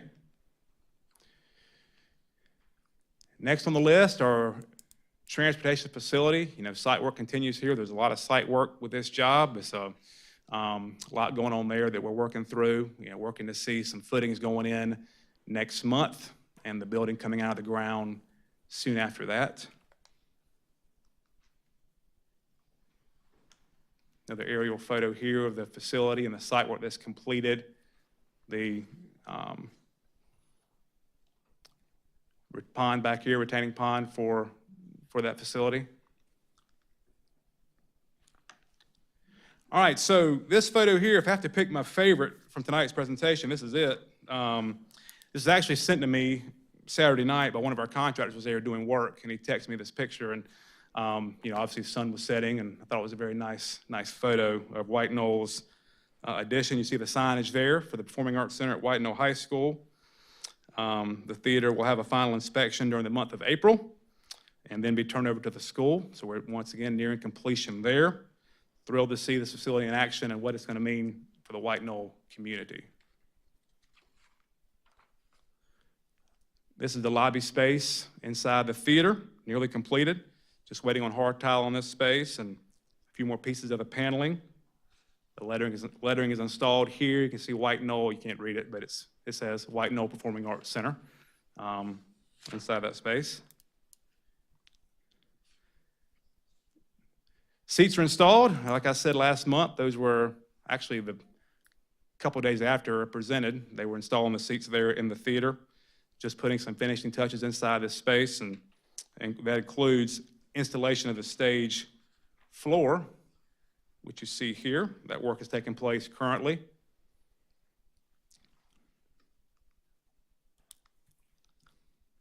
This is a photo here of one of the restrooms, one of the group restrooms inside the theater. You see the nice finishes there are installed. Once again, nearing completion, and that space looks to be ready from this photo.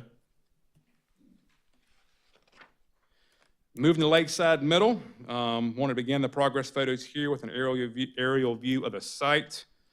Car stacking lane is taking shape. You see right through here where the cars will come in and drop their students off and then exit the school.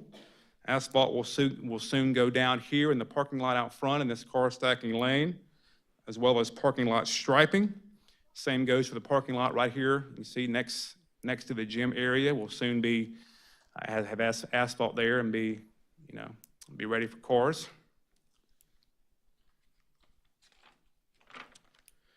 Lakeside Common Space, looks like we could have school tomorrow.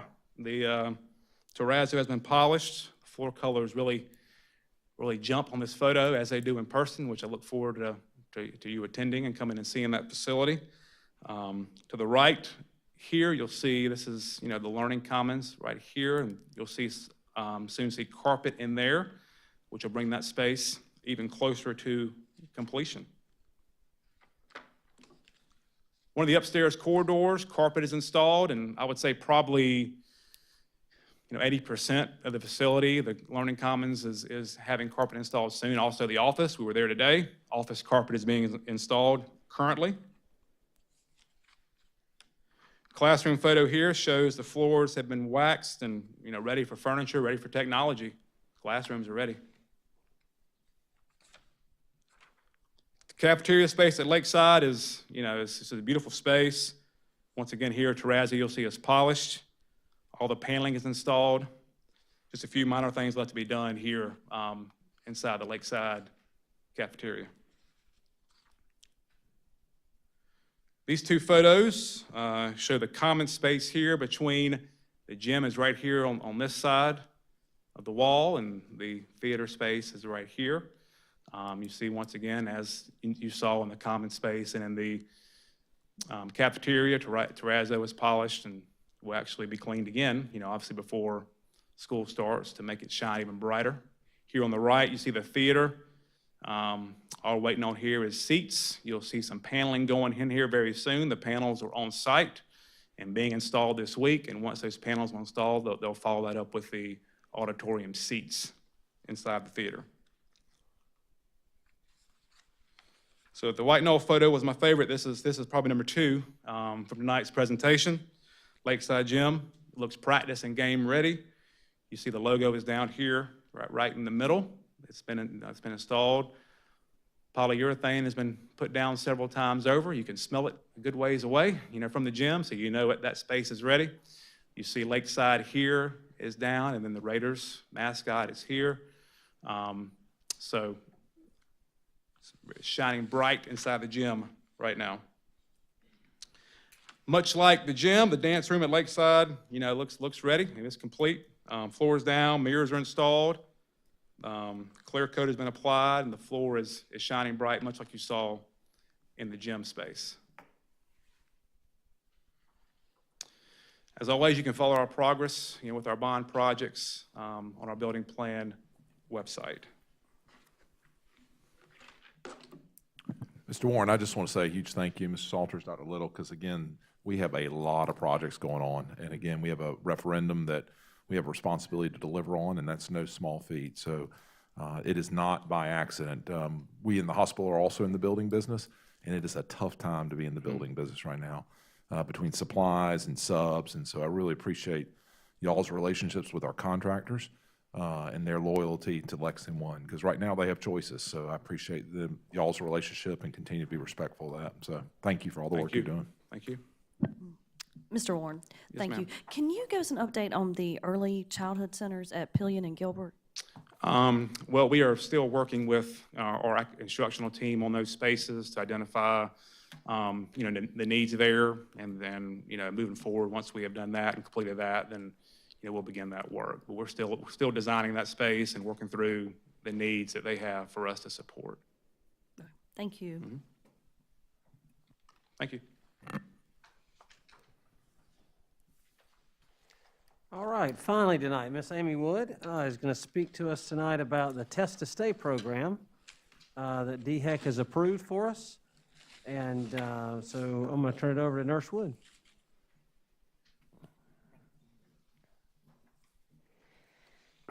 So in light of the fact that DHEC did do some clarifying over the weekend to the school guidance, most of the changes was to childcare and what they are able to do every time. Thank you. So I decided to add a little bit of just the overall isolation and quarantine information to kind of address those clarifications that they made. So isolation is still full isolation, 10 days from symptom onset or date the test collected if they are asymptomatic. Isolation may end after 5 days if there are no symptoms on day 5, no fever for at least 24 hours without the use of fever-reducing medicine, and they wear a mask through day 10. One of the clarifying things that DHEC did this weekend was to point out that students who are participating in activities where there is forced exhalation, so think sports, band, things like that, they may not return to those activities, although they may return to school with a mask after 5 days. They may not return to those activities until after 10 days. And so this is a graphic that DHEC has done, which kind of shows how soon isolation can end for people who have symptoms and test positive, and people without symptoms who test positive. The definition of a school close contact: for students who are positive, those who are within 3 feet for greater than 15 minutes cumulative over a 24-hour period, regardless of mask use. For student positives, anyone 3 to 6 feet for greater than 15 minutes cumulative over a 24-hour period who is not masked. So that is still pretty much the same as it's been for quite some time. Staff has always been anyone less than 6 feet for greater than 15 minutes. And so they did clarify that also when you are doing athletics or activities where you have that forced exhalation, that is also within 6 feet for greater than 15 minutes over that 24-hour period, regardless of mask use. So close contacts who are exempt from quarantine, this is still the same. Students 5 to 17 years old who are fully vaccinated, and that definition is both doses of the primary vaccination series plus 14 days. And then students 18 years of age or older who are maximally vaccinated. So students who've completed their primary vaccination series and received the booster if they are eligible. Students who have tested positive for COVID-19, either through antigen or PCR testing within 90 days of their exposure. All of those students, when they're identified as a close contact, they do not have to quarantine, but they do have to wear a mask for 10 days after that last exposure. Close contacts who are not exempt from quarantine. So this is just a review of what we've been doing. Full quarantine is 10 days from the last date of contact. You're able to return to school after 5 days in quarantine if there are no symptoms during daily monitoring, and you wear a mask through day 10. One of the clarifying things that DHEC did this weekend was to point out that students, if they are not enrolled in a test to stay program, they may return to the school environment after 5 days of quarantine and wear a mask. But if they want to return to those activities where there is forced exhalation, they would need to have a test no earlier than day 5 in order to do that. Having said all that, I am very happy to say that we have researched and planned and are ready to move forward later this week with the Test to Stay program in the district. And so if someone is eligible, if they have been identified as a close contact and they are not exempt from quarantine, this allows them to remain in school during that quarantine period. If they are eligible, they may attend school if they have no symptoms during daily monitoring. They have a negative viral test, either antigen or PCR, between days 5 and 7 after their last exposure, and they wear a mask through day 10. So household contacts is a subcategory of close contacts, and I know that a lot of our families have had questions about what exactly is a household contact. So they are a subcategory of close contacts. So when we say close contacts have to do this or close contacts need to do that, household contacts are involved in that close contact information. Their quarantine length, though, is dependent on the ability of the positive case or cases to separate away from the student during the isolation period. So students who are household contacts where the positive case or cases are unable to separate away are not eligible for Test to Stay. And so if you think about it, every day that that person who is unable to separate away is contagious or infectious during their isolation period is another last day of contact for those students in the home. So we have to wait until we get to that true last date of contact from that contagious person, and then we have to calculate the quarantine date. So students who are household contacts where the positive case or cases are unable to separate away must remain home through that positive case's isolation period plus the duration of quarantine, which would be either 10 days for the full quarantine or 5 days with no symptoms and a mask for day 6 through 10. So this is the COVID-19 little DHEC graphic that they've updated with test to stay. And so you see no quarantine is required for those who are exposed and vaccinated. They do have to wear a mask for the 10 days. No quarantine is required for those who are exposed but have had a positive COVID-19 test within the last 90 days. They do still have to wear a mask day 1 through 10. And now that we have tests to stay, those who are exposed and unvaccinated can participate in the test to stay program. They are able to remain in school. They must monitor for symptoms, wear a mask, and have a negative COVID test between days 5 and 7 after that last exposure. It is recommended to do a second test 24 hours later, but that is not required. You can see here for household contacts, if they're able to separate, it says they can do the test to stay program. We plan to honor that. Those who must quarantine, though, household contacts who are unable to separate. Those are really the only folks who are not eligible if they are asymptomatic, who are not eligible to participate in test to stay. So what to expect with the test to stay program? Once we launch this, it's going to be managed by our contact investigators, not our nurses. So those folks are going to... Ms. McCown, thank you. Mrs. McCown, please. Ms. McCown.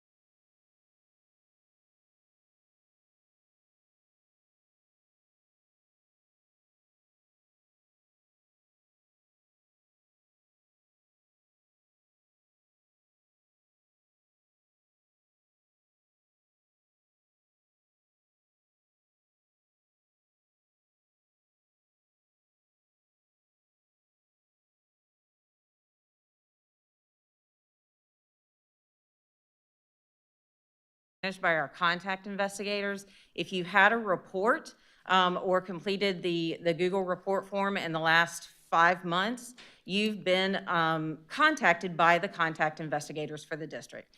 We've been using them for several months now, and so we will continue to use them so that they can manage this, so that our school nurses are free to take care of the students in the building in which they are employed. So families who have exposures outside of school will still continue to report those on the Google report form that we've been using. They will have the opportunity to opt into test to stay. No one is going to be automatically added to the test to stay program. Parents must opt in for that. Families of students identified as school close contacts, when a student is positive at school, those families have been receiving communications from the school via school messenger. They will continue to do that. They will have a link where they can opt in to test to stay if they choose in that letter. We will accept home test results for these tests between days 5 and 7. They must be accompanied by the completed DHEC attestation form. And DHEC actually has stated that if we don't have those results by the end of day 7, the student must then quarantine at home for days 8 through 10. Any questions?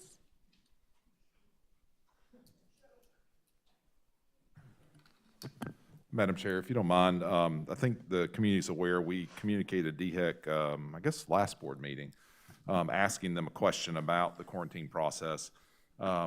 Chairwoman Green received a letter back from Dr. Simmer, who's the director of DHEC and Doctorate of Medicine and Master of Public Health, and he CC'd his board chair, Mark Elam. So some of this speaks to what Nurse Wood was just sharing, but I'd like to share some of those comments for the minutes. Just the board saw this letter, but I just want to make sure the community knows what DHEC is telling Lexington One.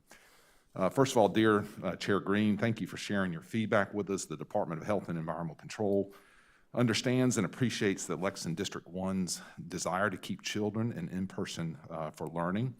We share this desire wholeheartedly and recognize the importance of in-person interactions when it comes to educating our youth. However, we also want to ensure South Carolina's children receive the best education possible in the safest environment possible. And then he talks through essentially some of the new testing guidelines.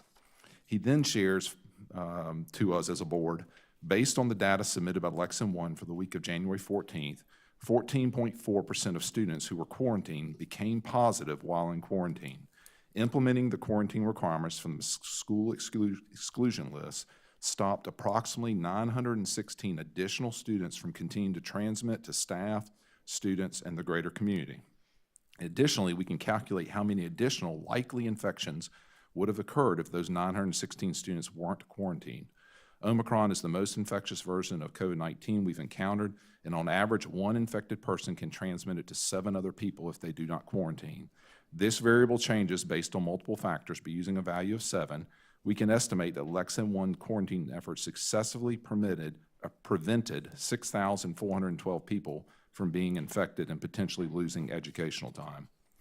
And then finally, they conclude, DHEC believes this trade-off can be mitigated given the tools now available to all school districts to prevent student absences due to COVID-19 quarantine. By using test to stay and the other tools available within the current DHEC guidance, very few students should have to quarantine and healthy kids can remain in school. Sincerely, Dr. Ed Sommer.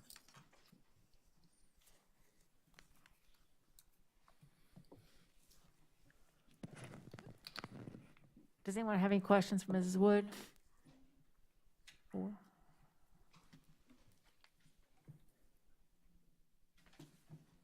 Thank you very much. Thank you very much.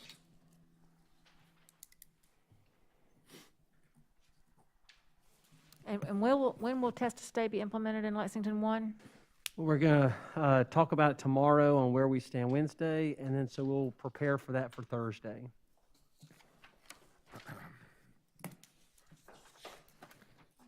All right. Dr. Little, anything else with your report? No, ma'am, that's it. Thank you very much. Thank you very much.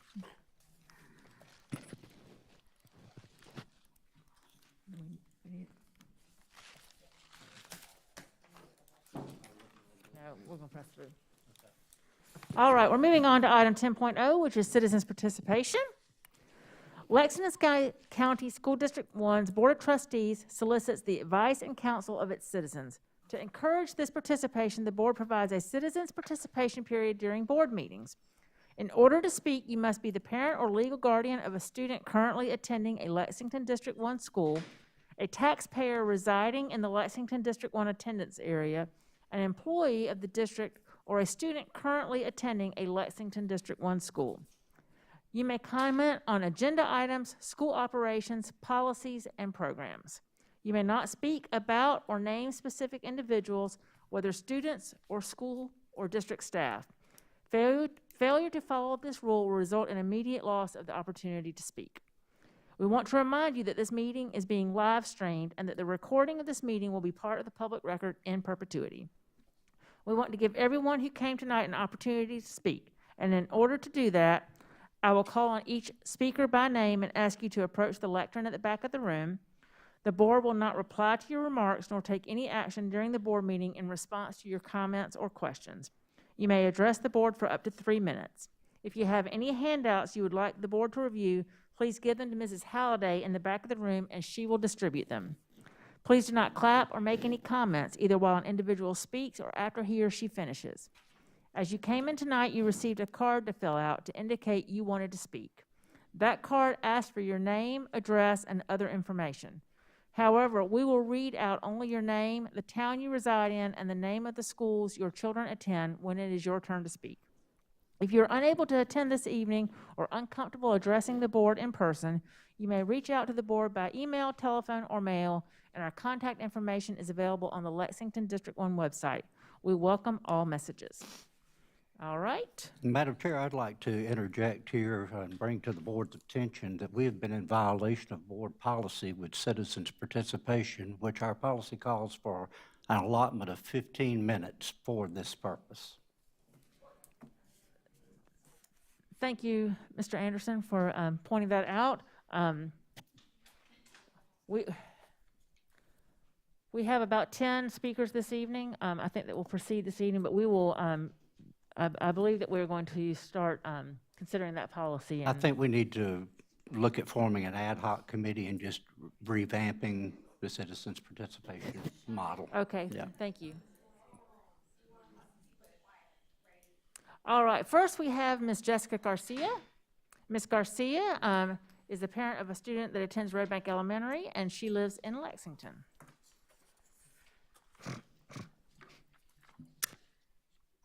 Good evening, ladies and gentlemen of the board.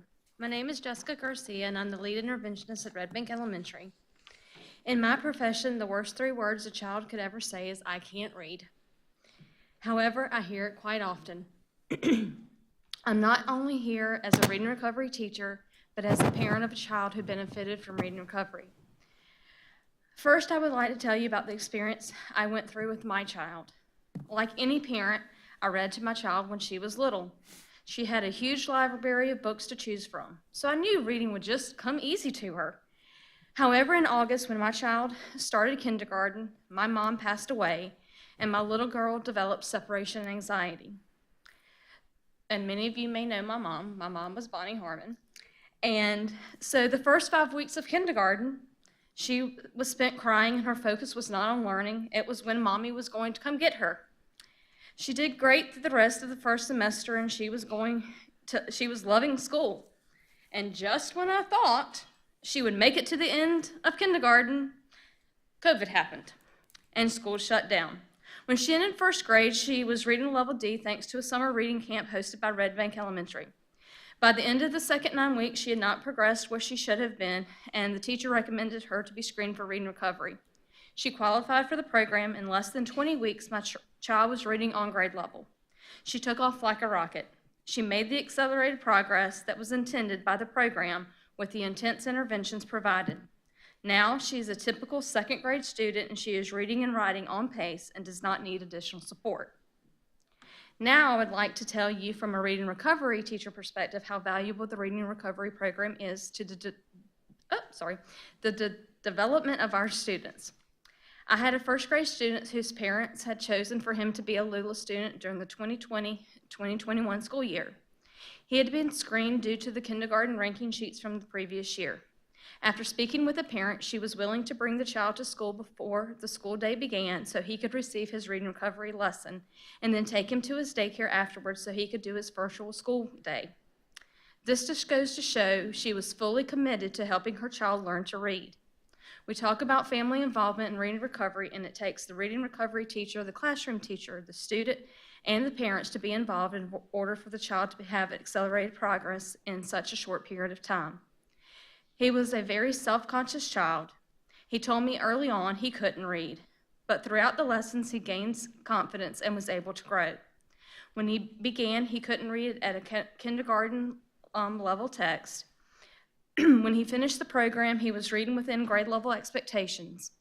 He will not need continued support from the RTI model to ensure continued success because of the self-extending system he has acquired through reading recovery. I thank you for supporting reading recovery in Lexington One. Your support ensures the students like the ones I spoke about. Thank you, Ms. Garcia. Thank you very much. Next, we have Ms. Debbie Myers, and she lives in Lexington, and she is a taxpayer.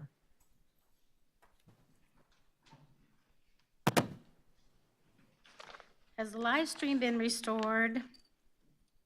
It was out. Just a question. G.K. Chesterton said that America is the only nation founded upon a creed. That creed defined as having 2 components. We as a nation believe in God who created the universe and that our rights come from him. The government's primary duty is to protect those God-given rights. Freedom of speech, thought, religion, assembly, self-determination, bodily autonomy. These tenets have been under assault for decades. These protocols have had little to do with the virus and everything to do with exerting control, coercion, and chaos. to produce compliance from those in your charge. We're painfully aware of how many people have died, thousands of them, at the hands of malfeasant government or health entities. The truth is readily found, and all of you know the truth by now, as we enter year 3 of this insanity. James 4:6, read it for yourselves. For those of you who claim the name of Christ, whether in this room or hopefully watching online, I offer these points. Philippians 1:21, for me to live is Christ and to die is gain. Should people of faith be fomenting fear or sharing hope, continuing this ridiculous narrative that is perpetuating falsehood? This is neither loving nor kind, and it's unchristian on its face. I believe the creator of this universe, as our founders did. I'm doing and I'm saying what he has called me to do. Everyone has suffered because of the heavy-handed tactics of government entities. Will you put an end to this? Desist with continuation of unproven destructive mitigation measures? Apparently not. Or will you continue to toe the line? There are massive incentives, coercion, to continue. They've driven the policy decision of this board for more than 2 years. Will this district continue to do what's required to keep the money flowing? Or will common sense and truth prevail? Replace the ridiculous calls for face covering, healthy home quarantines. How are they monitoring your kids inside your house? Anybody want to know?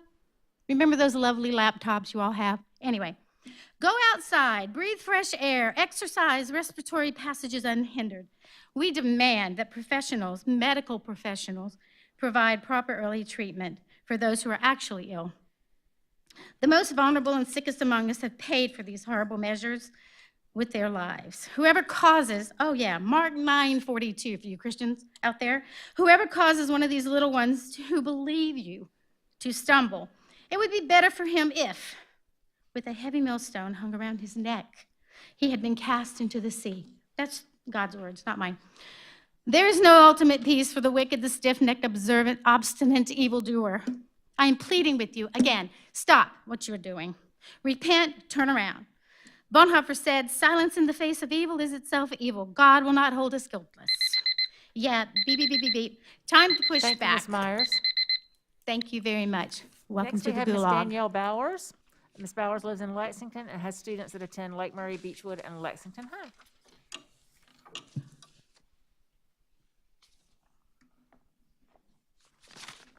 Can I get something to wipe, something dry?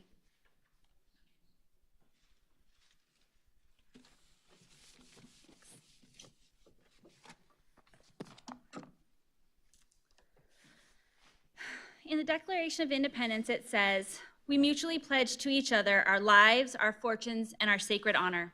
I've always loved this line. I feel their sacrifice deep in my soul. All 56 signers of the Declaration of Independence put their lives on the line to fight for freedom. They were considered traitors. They stood up to tyranny based on an ideal, the proposition that our rights do not come from man or government, but from God. I see all around me a movement towards freedom, ordinary citizens standing up and opening their mouths, inspiring others to be courageous as well, like we just saw tonight. You may be annoyed that we're not falling in line with what you as elected government officials and government employees are doing, but that's the whole purpose of the Declaration of Independence. There's a battle for our children's hearts and minds, and we need to stand up. We have a duty as citizens to understand our Constitution, to understand the principles in the Declaration of Independence, to know what made our country great and what is destroying it. In 1965, Martin Luther King Jr. said, "A man dies when he refuses to stand up for that which is right. A man dies when he refuses to stand up for justice. A man dies when he refuses to take a stand for that which is true." At some point, every single person, especially those of you, board members, Dr. Little, every administrator in this will be held accountable. Whether it is through the court system or whether it was with God, you will be held to answer for what was most important, holding up a law that made no sense at all or standing up for what was right. Just a reminder that those who are afraid or nervous and really concerned about COVID, You can stay at home. You can quarantine. You can wear your mask. We're not going to come to your house. We're not going to rip it off your face. We're not going to make you do anything that you don't want to do. We're not going to make you come sit at a football game at Lexington High School.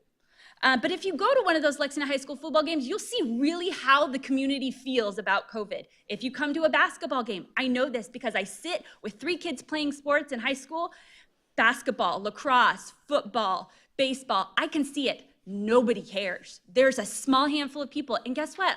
I am more than happy that they want to sit there and do that.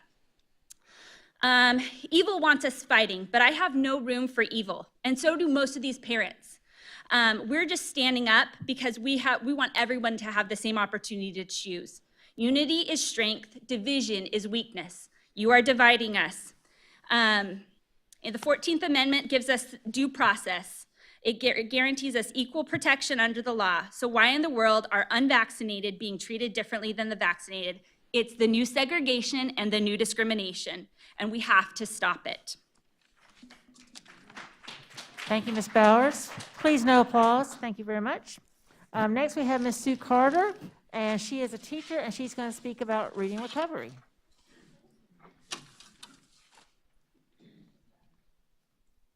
Hi, I'm a reading interventionist in Lexington One, and this is my 7th year teaching reading recovery. In my journey to support my struggling readers, I often researched best practices in curriculum and intervention. Time and again, reading recovery always showed the best student gains. When our district offered to train the first class, I was on board. Our teacher leader told us that when we finished training, we could teach any child to read. That was not an exaggeration. The training was rigorous, and still the daily instruction is rigorous. It is the hardest thing I do all day long. We teach the lowest children in 1st grade. Through further research, I found that the most influential factor in student achievement is teacher efficacy, a teacher's belief that they can positively influence student outcomes no matter what, including those who are disengaged or disadvantaged. Because reading recovery has equipped me, I truly believe all my students will read regardless of their background, levels of support, or disability. We teach children with speech issues, hearing issues. We teach children who get much support at home and children who get none. We believe, every one of them will read. To prepare for tonight, I looked back at a list of all my reading recovery students, and each one brought a face to my mind. The first days of lessons, when I saw tears and heard, "Mrs. Carter, I don't know how to read anything. I have dyslexia. I can't read. I want to read like everybody else. Are you going to show me how?" And also little angry voices saying, "I can't. I'll never read. I don't know anything. I'm not smart." At the middle and end of lessons, I see those same faces when I ask, "Who read that? Who figured that out?" I get that beautiful toothless smile with an excited, I did it. Every one of those students progressed, and the majority of those left 1st grade reading on grade level. Many of them were never again in an RTI group or special education. Most of them were never in an RTI group after 2nd grade. Reading recovery truly changes the course of young lives. If they can leave 1st grade reading on grade level, that greatly enhances the promise of a successful academic career. Reading recovery has taught me so much more than I could ever begin to express in this amount of time, but it has literally changed everything I do in my classroom, even for my 2nd and 3rd grade RTI students. Working with a trained teacher allows our students to grow not only in book levels, but more importantly, they learn strategic reading behaviors that will allow them to propel themselves forward in reading for years to come. I would like to thank Lexington District 1 for investing in me so I can invest in our children and change the trajectory of their future. Thank you, Mrs. Carter. Next, we have Ms. Stephanie Berquist, and she is a taxpayer.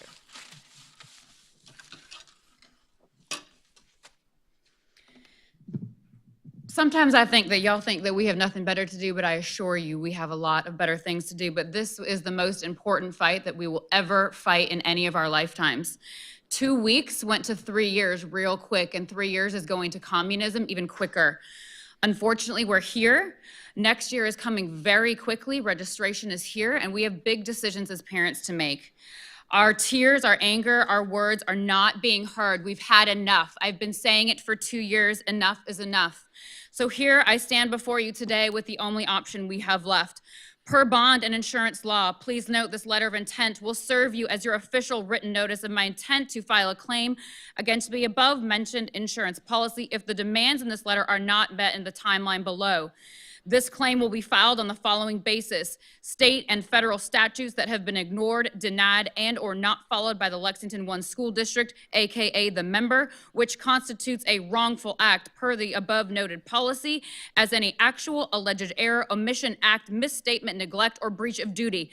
Thus, per noted in the policy above is a claim, which constitutes a written notice or a suit for money or damages of said wrongful act. We demand the following. I demand the following now. Greg Little, step down from your position immediately. You have 48 hours to comply with every demand in this letter. Number 2, all illegal activities, including but not limited to the unlawful quarantine of healthy students, contact tracing, required medical testing of healthy students, and or discrimination against unvaccinated students in Lexington One must stop within 48 hours. Number 3, any and all vaccine clinics at any schools stopped and shut down, in addition to the immediate estoppel of any encouragement of any vaccine within the public school system. Number 4, you renegotiate all of your terms under the most recent ESSER funds taken, and moving forward, any line item funds that you agreed to must be voted on by the parents in this district, as the parents will now be the primary stakeholders. Number 5, you will remove any and all books within Lexington One full of pedophilia, sex, pornographic, or other sexually explicit material for minors.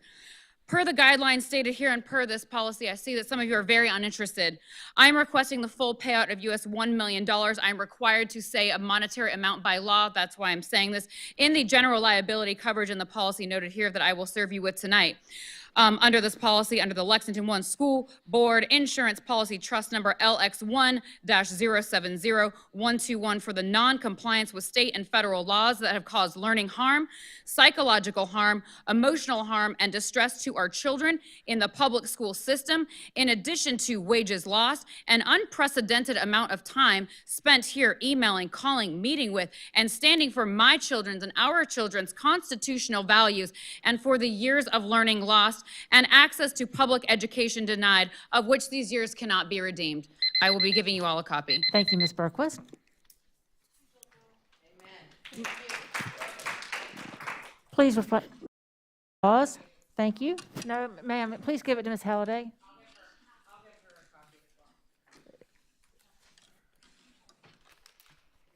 Next, we have Ms. Catherine Oates. Ms. Oates lives in Lexington and has students at Pleasant Hill Elementary, Middle, and Lexington High School. Hi, thank you for letting me speak. It's a tough act to follow, but I am coming with a lot of hats. I'm a parent of 4 children. They range from 3rd grade to 9th grade. They're mostly, well, my oldest is very high achieving, and then they all work really hard. And outside of the quarantine stuff, which didn't even really plan on talking about, I'm wondering when we're gonna get grades back in school.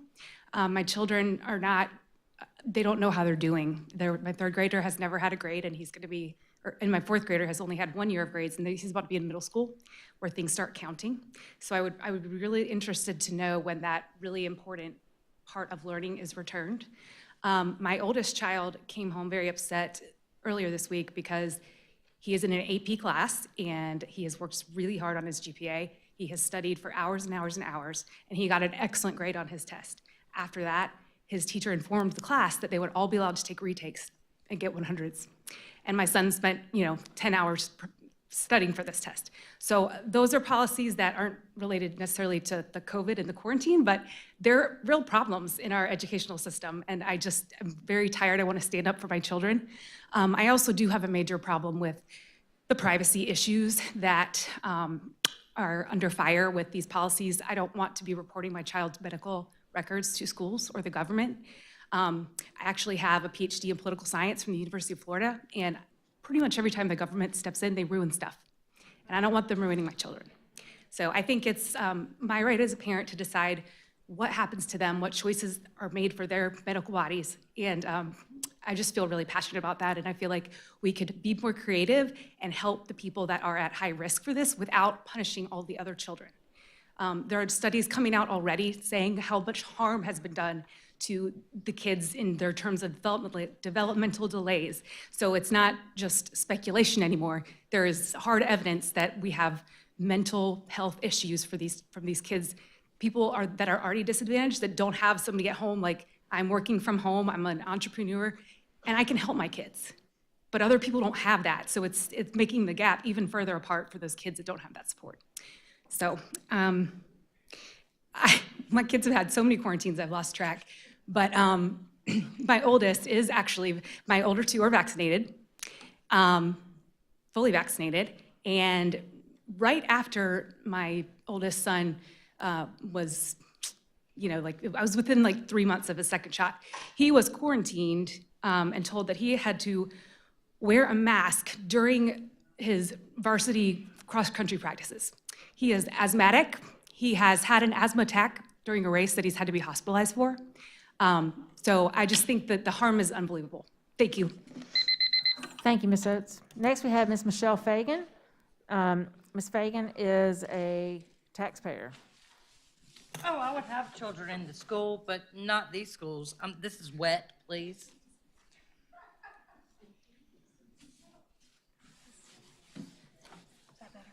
Yes, thank you, ma'am. Hi, I'm Michelle Fagan. I'm the secretary and Lexington leader for Moms for Liberty, the Lexington chapter. Oh, Testis Day. See, here's the thing. I believe it was on June 7th of last year, McMaster said that we no longer had a state of emergency.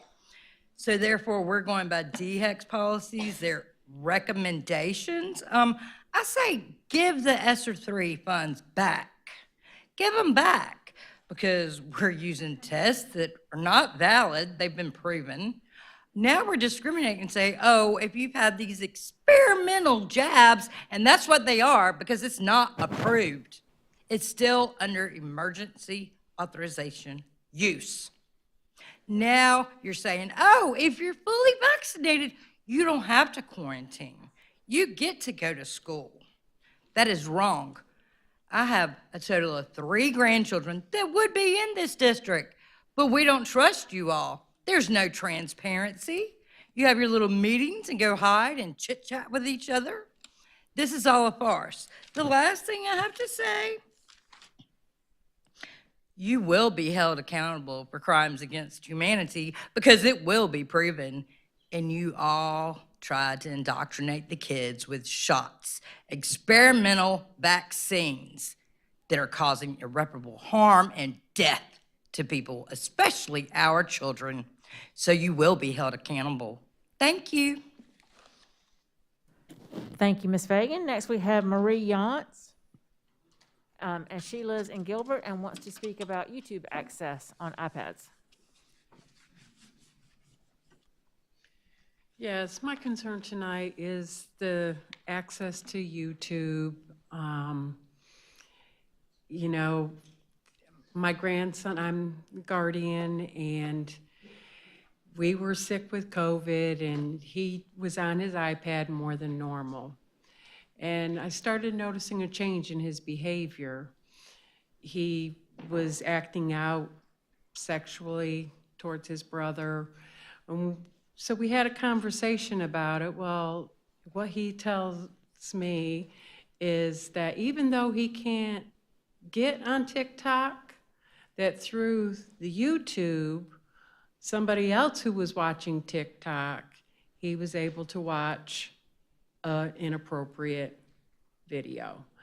And, my question is, can y'all just use the YouTube? I understand it's apparently a tool in the classrooms. I know when, school was closed down, there was some activities that he did was through YouTube. But, I don't want it in my home. Right now, how we're handling it is his iPad is for school only. When he's at home, it stays in his book bag, because I can't continually monitor him.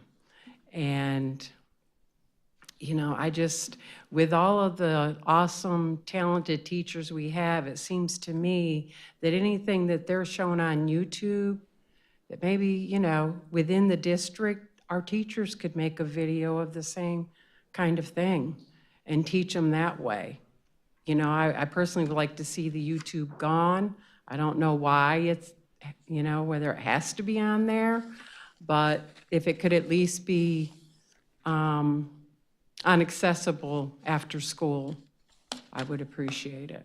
I'm asking y'all to look into that.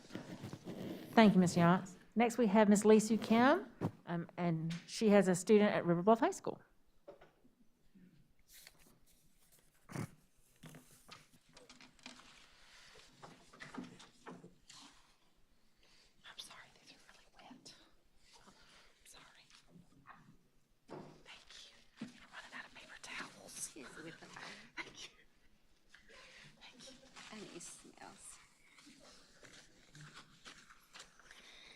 Good evening. Thank you very much. I guess it's very hard tonight and to attend the meeting after a Super Bowl Sunday and yesterday a Valentine's Day.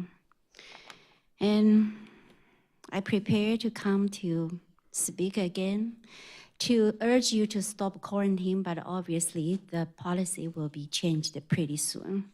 But still, I will make my point across. Since last month, I was here making the request to the board to stop quarantining healthy children.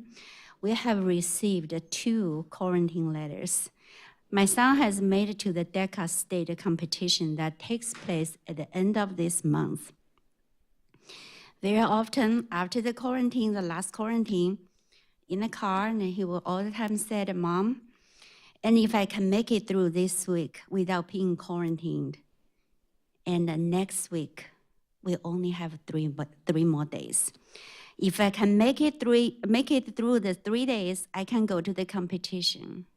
Isn't that sad? It almost made me cry. He tried very hard and to make it into for the competition. And it is the anxiety of being afraid of being quarantined overpowered the excitement about the competition itself. He loves school, but whether he can be attending school or not attending school should not be even his concern. It is his right to be educated, to go to school every day, as long as he is healthy. But yet it has become a worry for him every day, and also a bothersome for our whole family. On February 4th, 2022, I sent the board the link to the original study report entitled Literature Review and Meta-Analysis of the Effects of Lockdowns on COVID-10 Mortality on COVID-19 mortality, conducted by Johns Hopkins Institute for Applied Economics, Global Health, and the Study of Business Enterprise, published in January 2022. I'm not sure if you read it or not. The report states, while this meta-analysis concludes that lockdowns have had little to no public health effects, they have imposed enormous economic and social costs where they have been adopted. In consequence, lockdown policies are ill-funded and should be rejected as a pandemic policy instrument. This is a study from the Johns Hopkins Institute. Quarantining or isolating healthy students is just like lockdown to them. So the district does not have the data of how many quarantined healthy students end up being tested positive. Okay, thank you. Thank you, Mrs. Kim. Next, we have Ms. Laura Brooks, and she has a student at Pleasant Hill Elementary, and she wants us to talk about reading recovery. She left? Okay. All right. Next, we have Murray Kynard, and he is a taxpayer.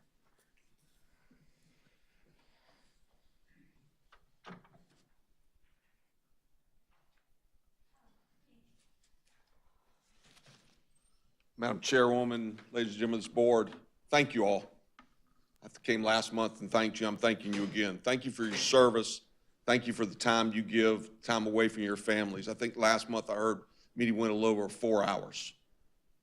Thank you all. Dr. Little, your staff, thank you. Thank you for your service. And I want to mention, and all the people in the 2 months that I've been here and spoke, I was remiss last month, and I'm not going to make the same mistake this month. Thank you to your staff and you, Dr. Little, for looking out for those in our schools that are least protected. Shame on all of us for not recognizing the hard work that we heard about today with the Reading Recovery Program. Everybody here should be celebrating that program. Thank you last month. Dr. Little, thank you, your staff. Thank you for hiring leaders like the principal at Lake Murray Elementary School who won a national award. 17 adults spoke at the meeting last month. Not a single one of us congratulated her for that accomplishment, her staff. The most important thing that happened in the last 2 meetings is recognizing those special individuals, those children, those teachers. And I want to publicly say thank you to them. Thank you, Dr. Little. We talk about looking out for the least. We know about not taking cupcakes to class. Why? It's not because of 25 kids that don't have allergies. It's because of the 1 or 2 that do. So thank you, board, Dr. Little, your staff, for looking out for them. I've heard words thrown around. We're at war. War. So tonight I want to especially thank the history teachers in our school. Thank you for teaching us what war is and what, more importantly, what war is not. Thank you for teaching us what the casualties of war look like. Michael Smoke, graduate of Lexington High School, about 2015, I believe, was in the group at Kabul, Afghanistan at the airport that got attacked by the suicide bombers. Watched his brothers in arms die. We want to talk about war? That's war, folks. We are in the greatest school district in this state, period. I begged you last month to find me one better. Finally, tonight, I want to thank the teachers and the staffs in each of the individual schools. Why? Thank you for teaching us, our children, what grown-ups look like.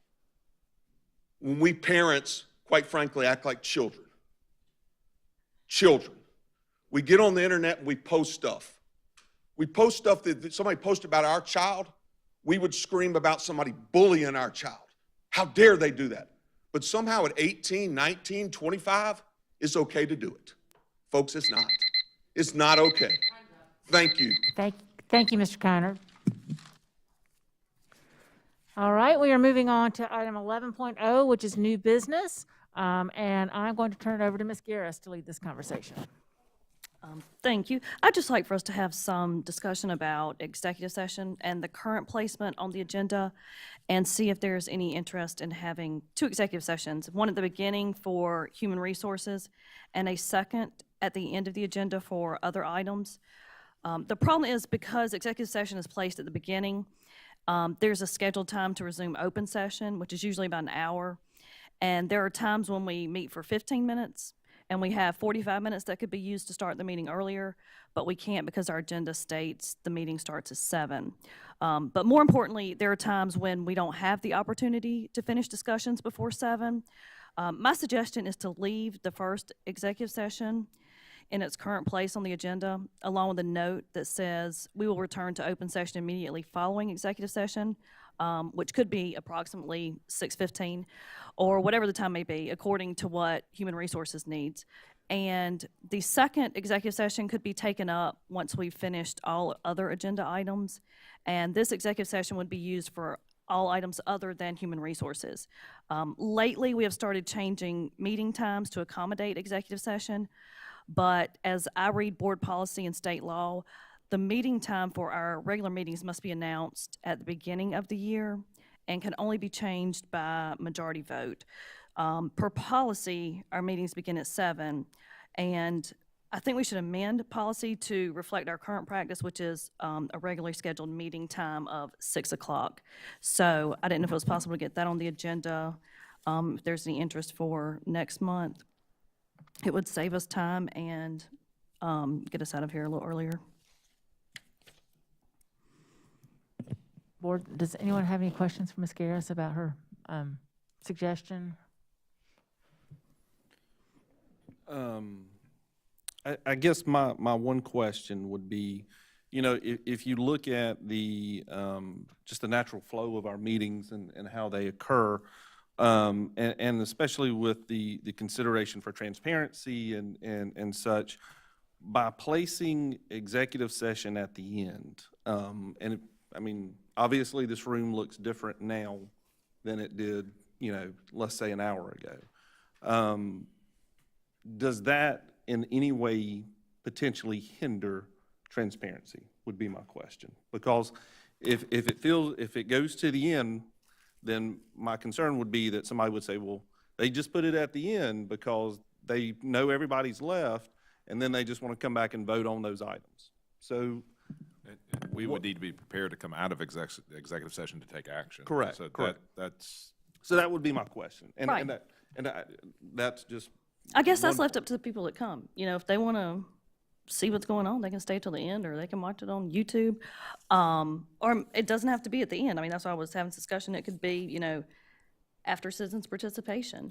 And then you finished up the rest of them. But for us to have a set time where, okay, we have an hour and we're going behind closed doors, and then we have to leave regardless of whether we're finished or not and come back out here, that's the problem that I'm facing.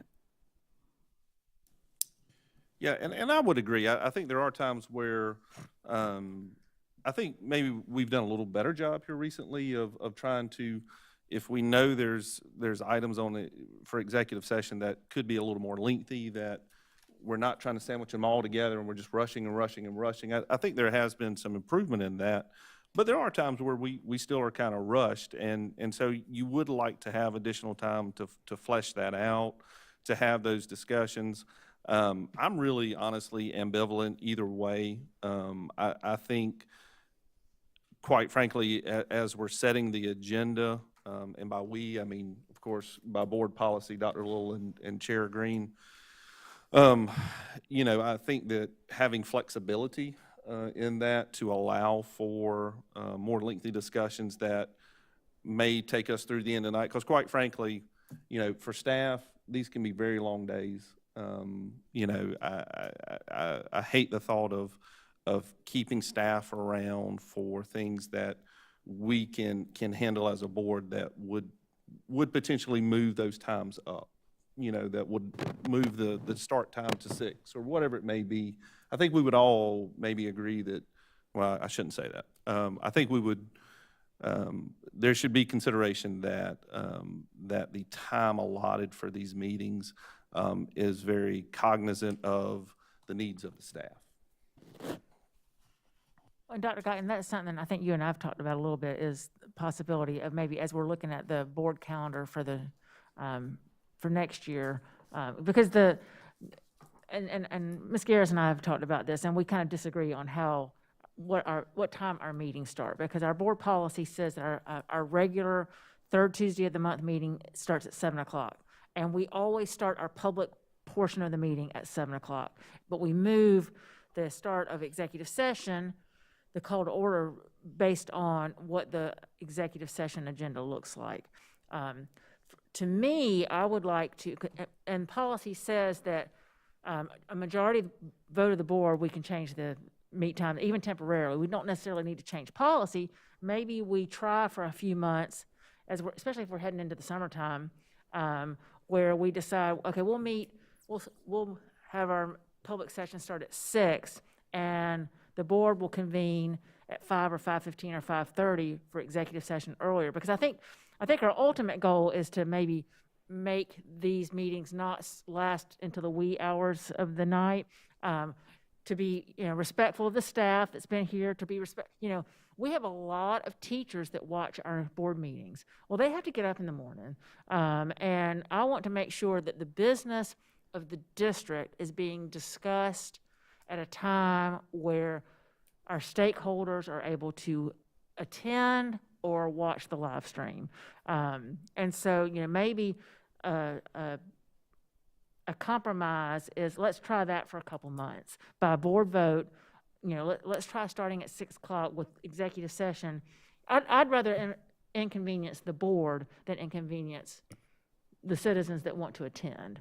And so, you know, maybe that's something that we can consider maybe putting on the agenda for maybe our March meeting where we try that for, change the start time for April and May, especially since we're going to be doing budget. We'll have some lengthy meetings.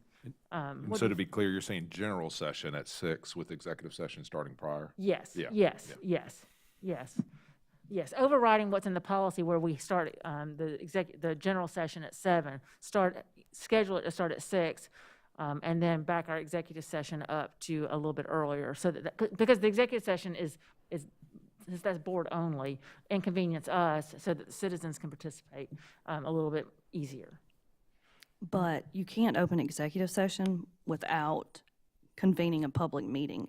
So the meeting actually starts when executive session, prior to executive session. So like on today's agenda, it says call to order at 6 p.m. That is actually the time the meeting started. And I think that's a technicality, and you and I have been back and forth about this a lot. I mean, to me, it is ceremonial because we conduct zero business other than calling to order and entering into executive session. We don't do a pledge, we don't do any of the FOIA, we don't do anything other than immediately go into executive session. So I think that is just a technicality, but perhaps we address that, as we're moving forward with some of these policy changes. But I think maybe, again, start the meeting at 5, move directly in executive session, and then start general session at 6. That way our community and our staff can get home and go to bed at a reasonable hour. I think it's a good idea. Well, and to that point, I think this kind of addresses both concerns. As a part of the ad hoc committee, this falls within the B policies, and we have received feedback from the School Board Association regarding policy changes. I will admittedly tell you, I have not made it to that portion of the policy recommendations, but just kind of hearing the discussion and taking that into account, that's certainly something our committee can convene about, talk about, and see if we can address maybe both concerns, regarding that. And I think that would be, I'm excited that y'all are going to be addressing that, but in preparation for this conversation and reading policy, I think that maybe what we'll do as y'all get to it is we hardwire our start time into policy, but policy gives us the flexibility when it's not hardwired Let's do a to trial. override it with a majority vote. Yeah, let's do a trial. So I think maybe we'll put that on the agenda for next month to vote, and then it'll take place in April. Say that again, just to make sure everybody's clear. We're not voting on that tonight. No, it's not an action item tonight. April, if you're voting on it in March, to take- do it in April or May, or April or whatever. Right, as a version. trial run, just to see how it works for everybody's schedules and just accessibility and things like that. So, Ms. Garris, are you? A trial run works for me. Okay, good. All right. Thank you. Any other conversation about that, discussion from anyone at this? I have a crick in my neck from looking this way the whole time. Anybody over here want to say anything about that? No? Okay. All right. Moving on to action items. Do I hear a motion that the board approve the administrative team's Lakeside Middle School zoning proposal?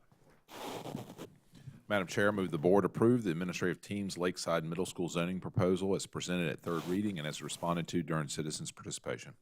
Thank you, Dr. Powers. Do I have a second? Thank you, Ms. Henson. Is there any discussion? And board, as you know, we received the third reading of the zoning proposal earlier in the evening. Is there any additional discussion? All right. All in favor, please say aye. Aye. Anyone opposed? And the motion carries. Do I hear a motion that the board approve the recommendation of 14 field trip requests? Madam Chair, I move that the board approve the recommendation of 14 field trip requests. Thank you. The field, Oh, sorry. that's okay. The field trip requests were reviewed and are in compliance with board policy. Thank you, Ms. Henson. Do I have a second? Second. Thank you, Dr. Powers. Ms. Gaskins, would you like to give us a quick update on that? Sure. As you can see tonight, the instructional office has been hopping with field trip requests, which is really exciting. So I hope you enjoyed reading about the variety of opportunities that our students are going to have through these requests, and they all are in compliance with the ones we're approving right now during high spread in terms of leadership opportunities and competitions and things, and so we're excited about our students having these opportunities. Excellent. Glad to see these picking back up. We are too. Any discussion, board? All right, all in favor, please say aye. Aye. Aye. Anyone opposed? Motion carries. Do I hear a motion that the board approve the 2022-2023 Board of Trustees calendar?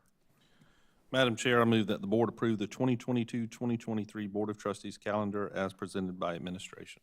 Thank you, Dr. Guyton. Do I have a second? Second. Thank you, Mr. Anderson. All right, I'm going to let Ms. McPhail walk us through this real quickly. Thank you, Board and Madam Chair. As you will see in your packet, there are some dates. Those are the third Tuesday meetings in that first list. And then we do have some exceptions. Some of those exceptions I brought to you last month. But then, as you may remember, Chair Green said, does the staff have some challenges when we have a Tuesday meeting following a Monday holiday or day off? And we were honest. We said, yes, that is a challenge, especially when we also have that Friday before the Monday off. So that means we have to get all of our ducks in a row and by Thursday. And sometimes those ducks are not, they're flying around. So we, the board chair asked that maybe we offer some alternatives to that just for your consideration. And so these dates are those alternatives for your consideration. I also want to say that on December 13th, I apologize, I had put in the first reading, I unintentionally stated that December 14th, but that's a Wednesday, so actually December 13th would be that board meeting. That is a Tuesday. That was just a typo, not a change. The changes you see are highlighted there. That exception would be moving from the third Tuesday in January to the second Tuesday of January, which would be January the 10th. And the other exception would be moving to the fourth Tuesday of February, which would be February 28th. And that's because both of those fall on that situation I was just telling you about, where there is a Monday holiday or a makeup day, a weather makeup day. So I just present those dates for your consideration and approval. Well, I'll just add to, as you're talking about getting your ducks in a row, one of the challenges when there's a Friday and a Monday is all of our legal requirements for the notices and getting the board packet and the information to the board in a timely manner. A lot of that happens on Fridays before our Tuesday meetings, and so that's just a real, I think it's a challenge for staff to get that all together, because things are changing as late as Friday morning, sometimes on some of the agenda items that are going to be on the agenda. So I think that is probably a good adjustment, just for y'all's sake. Board, do you have any questions about the calendar? Well, I just say this every year. There's a couple extra meetings in there that I don't necessarily think we need. I don't have my notes in front of me, but I think one's in May and one's in April. And if you look at that calendar, we have 4 meetings from, I think it's March 11th to April 14th, or April something to May 14th. I think it's April to May. There are 4 meetings within a 5-week span there. And every year when I have this conversation, I'm told, okay, we'll review that when it gets closer time to the meeting. But when it gets closer to time, I don't have a way to get an item on the agenda. So I think last year at one of our meetings, we called a meeting to have a mask update. And so we coordinate all of these people, and we talk about, being respectful of the staff's time. Well, I think if we took a couple of those meetings off of there, that they would appreciate that more than anything, if they're not necessarily needed. My question would be specific for those meetings that you're referencing, Ms. Garris. What's the availability for us to conduct those virtually? If it's specific for HR purposes only, because obviously we don't want to stand in the way of hiring, and to do so in a timely fashion. But if we can facilitate in a technological or virtual format, is that a potential possibility? I think you have to have a majority present. I don't know I for think sure. I think we found that out last year during that we had to have a majority because our Physically present. state law requires us to have our meetings in the district physically. And I'm not sure how you manage that with I think Ms. Garris is right about that there are a couple logistical things that when this came up during the height of the early COVID days, while we continued to always have a meeting here. So maybe that only occurred while we were under emergency order by the governor? I think that- so. that And provision there was still a lifted? majority in the building. It was just a few people that needed to, because I think you didn't want to, because in your role as a physician, you wanted to stay. And so I think that a few people were able to Zoom in for that purpose. Gotcha.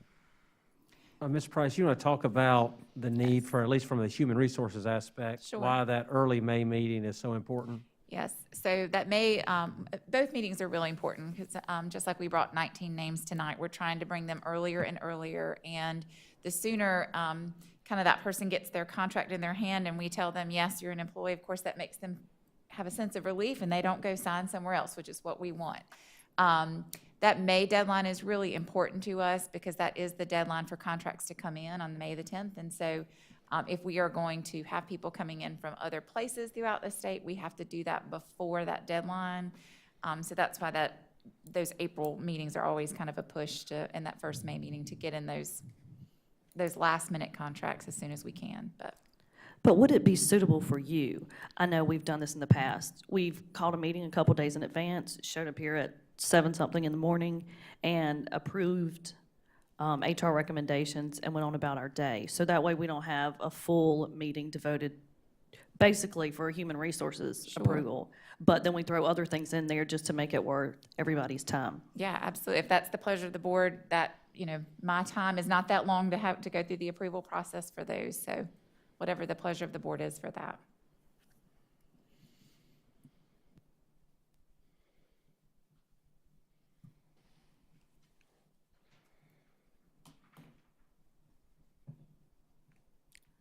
So I'm looking at these. It is, let's see here.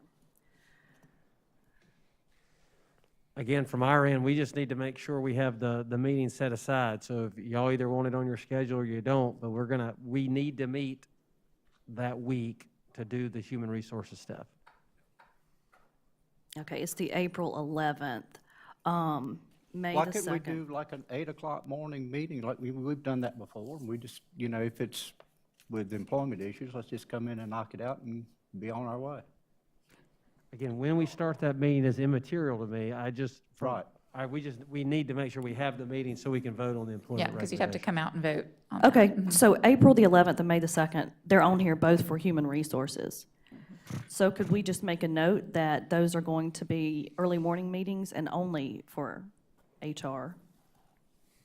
That Does suits my does that work with the board? purposes. That suits me.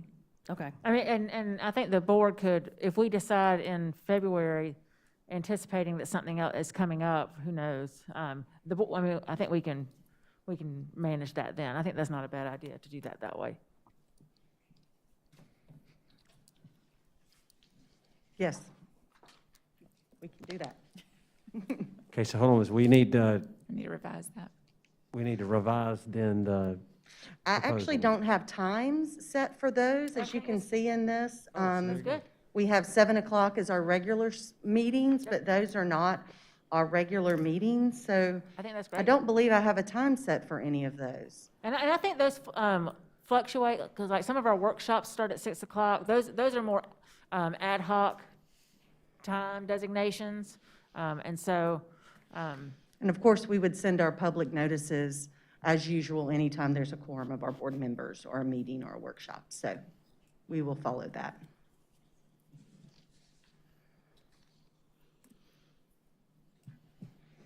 I think that, does anybody do we want to add like language that just says, we recommend the following dates for these workshops and our meetings, with times to be determined, with meeting time to be, or do we do it and just leave it off like we've had in the past? Do we need to specify that? I think the current language just gives you fluidity. All right. Okay, all right, super. Okay. All right. So, Dr. Guyton, do you want to reread your motion, please? Madam Chair, I move that the board approve the 2022-2023 Board of Trustees calendar as presented by administration. Thank you very much. All in favor, please say aye. Aye. Anyone opposed? And the motion carries. Great. All right, Board, you have received the following reports for information. The monthly general fund financial report, the monthly general fund budget transfers, the monthly capital projects report, and the monthly unauthorized procurements report. I just wanted to let you know that 4 of our board members are going to be traveling this week to the South Carolina School Boards Association annual convention. A few of us will be traveling and attending sessions on Thursday, the 17th, and the others will join on the 18th. And we'll give a report at the next meeting about what we have learned. And then on February 24th, the superintendent and many of our board of trustees, we've been invited to attend a legislative breakfast with local legislators and other Midlands school districts. This will be an opportunity for the board to discuss pending legislation with our legislative delegation. So that should be excellent. All right, there are many great things. I'm going to do this quickly. There are many great things going on in the district this month. February, as you know, is Black History Month, and you can see on social media all of the activities and learning that are taking place with that celebration in our schools. This past week was National School Counseling Week, and on behalf of the board, I would like to thank our amazing school counselors and their teams at the district level and at the school level for the tremendous work that they are doing all the time, every day, but especially this year as our students continue to adjust, getting things back to normal, and just their team is just amazing.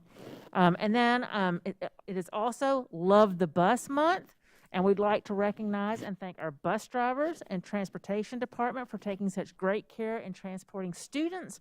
And one last thing, this week is Random Acts of Kindness Week, and Thursday is actually National Random Acts of Kindness Day. And so I am going to encourage you all to engage in random acts of kindness because we all need a little kindness. So, do I hear a motion to adjourn the meeting? I'm going to issue a random act of kindness here and motion that we go home. Thank you, Mr. Anderson. Do I have a second? Thank you, Dr. Powers. All in favor? Go home. Thank you very much, everyone.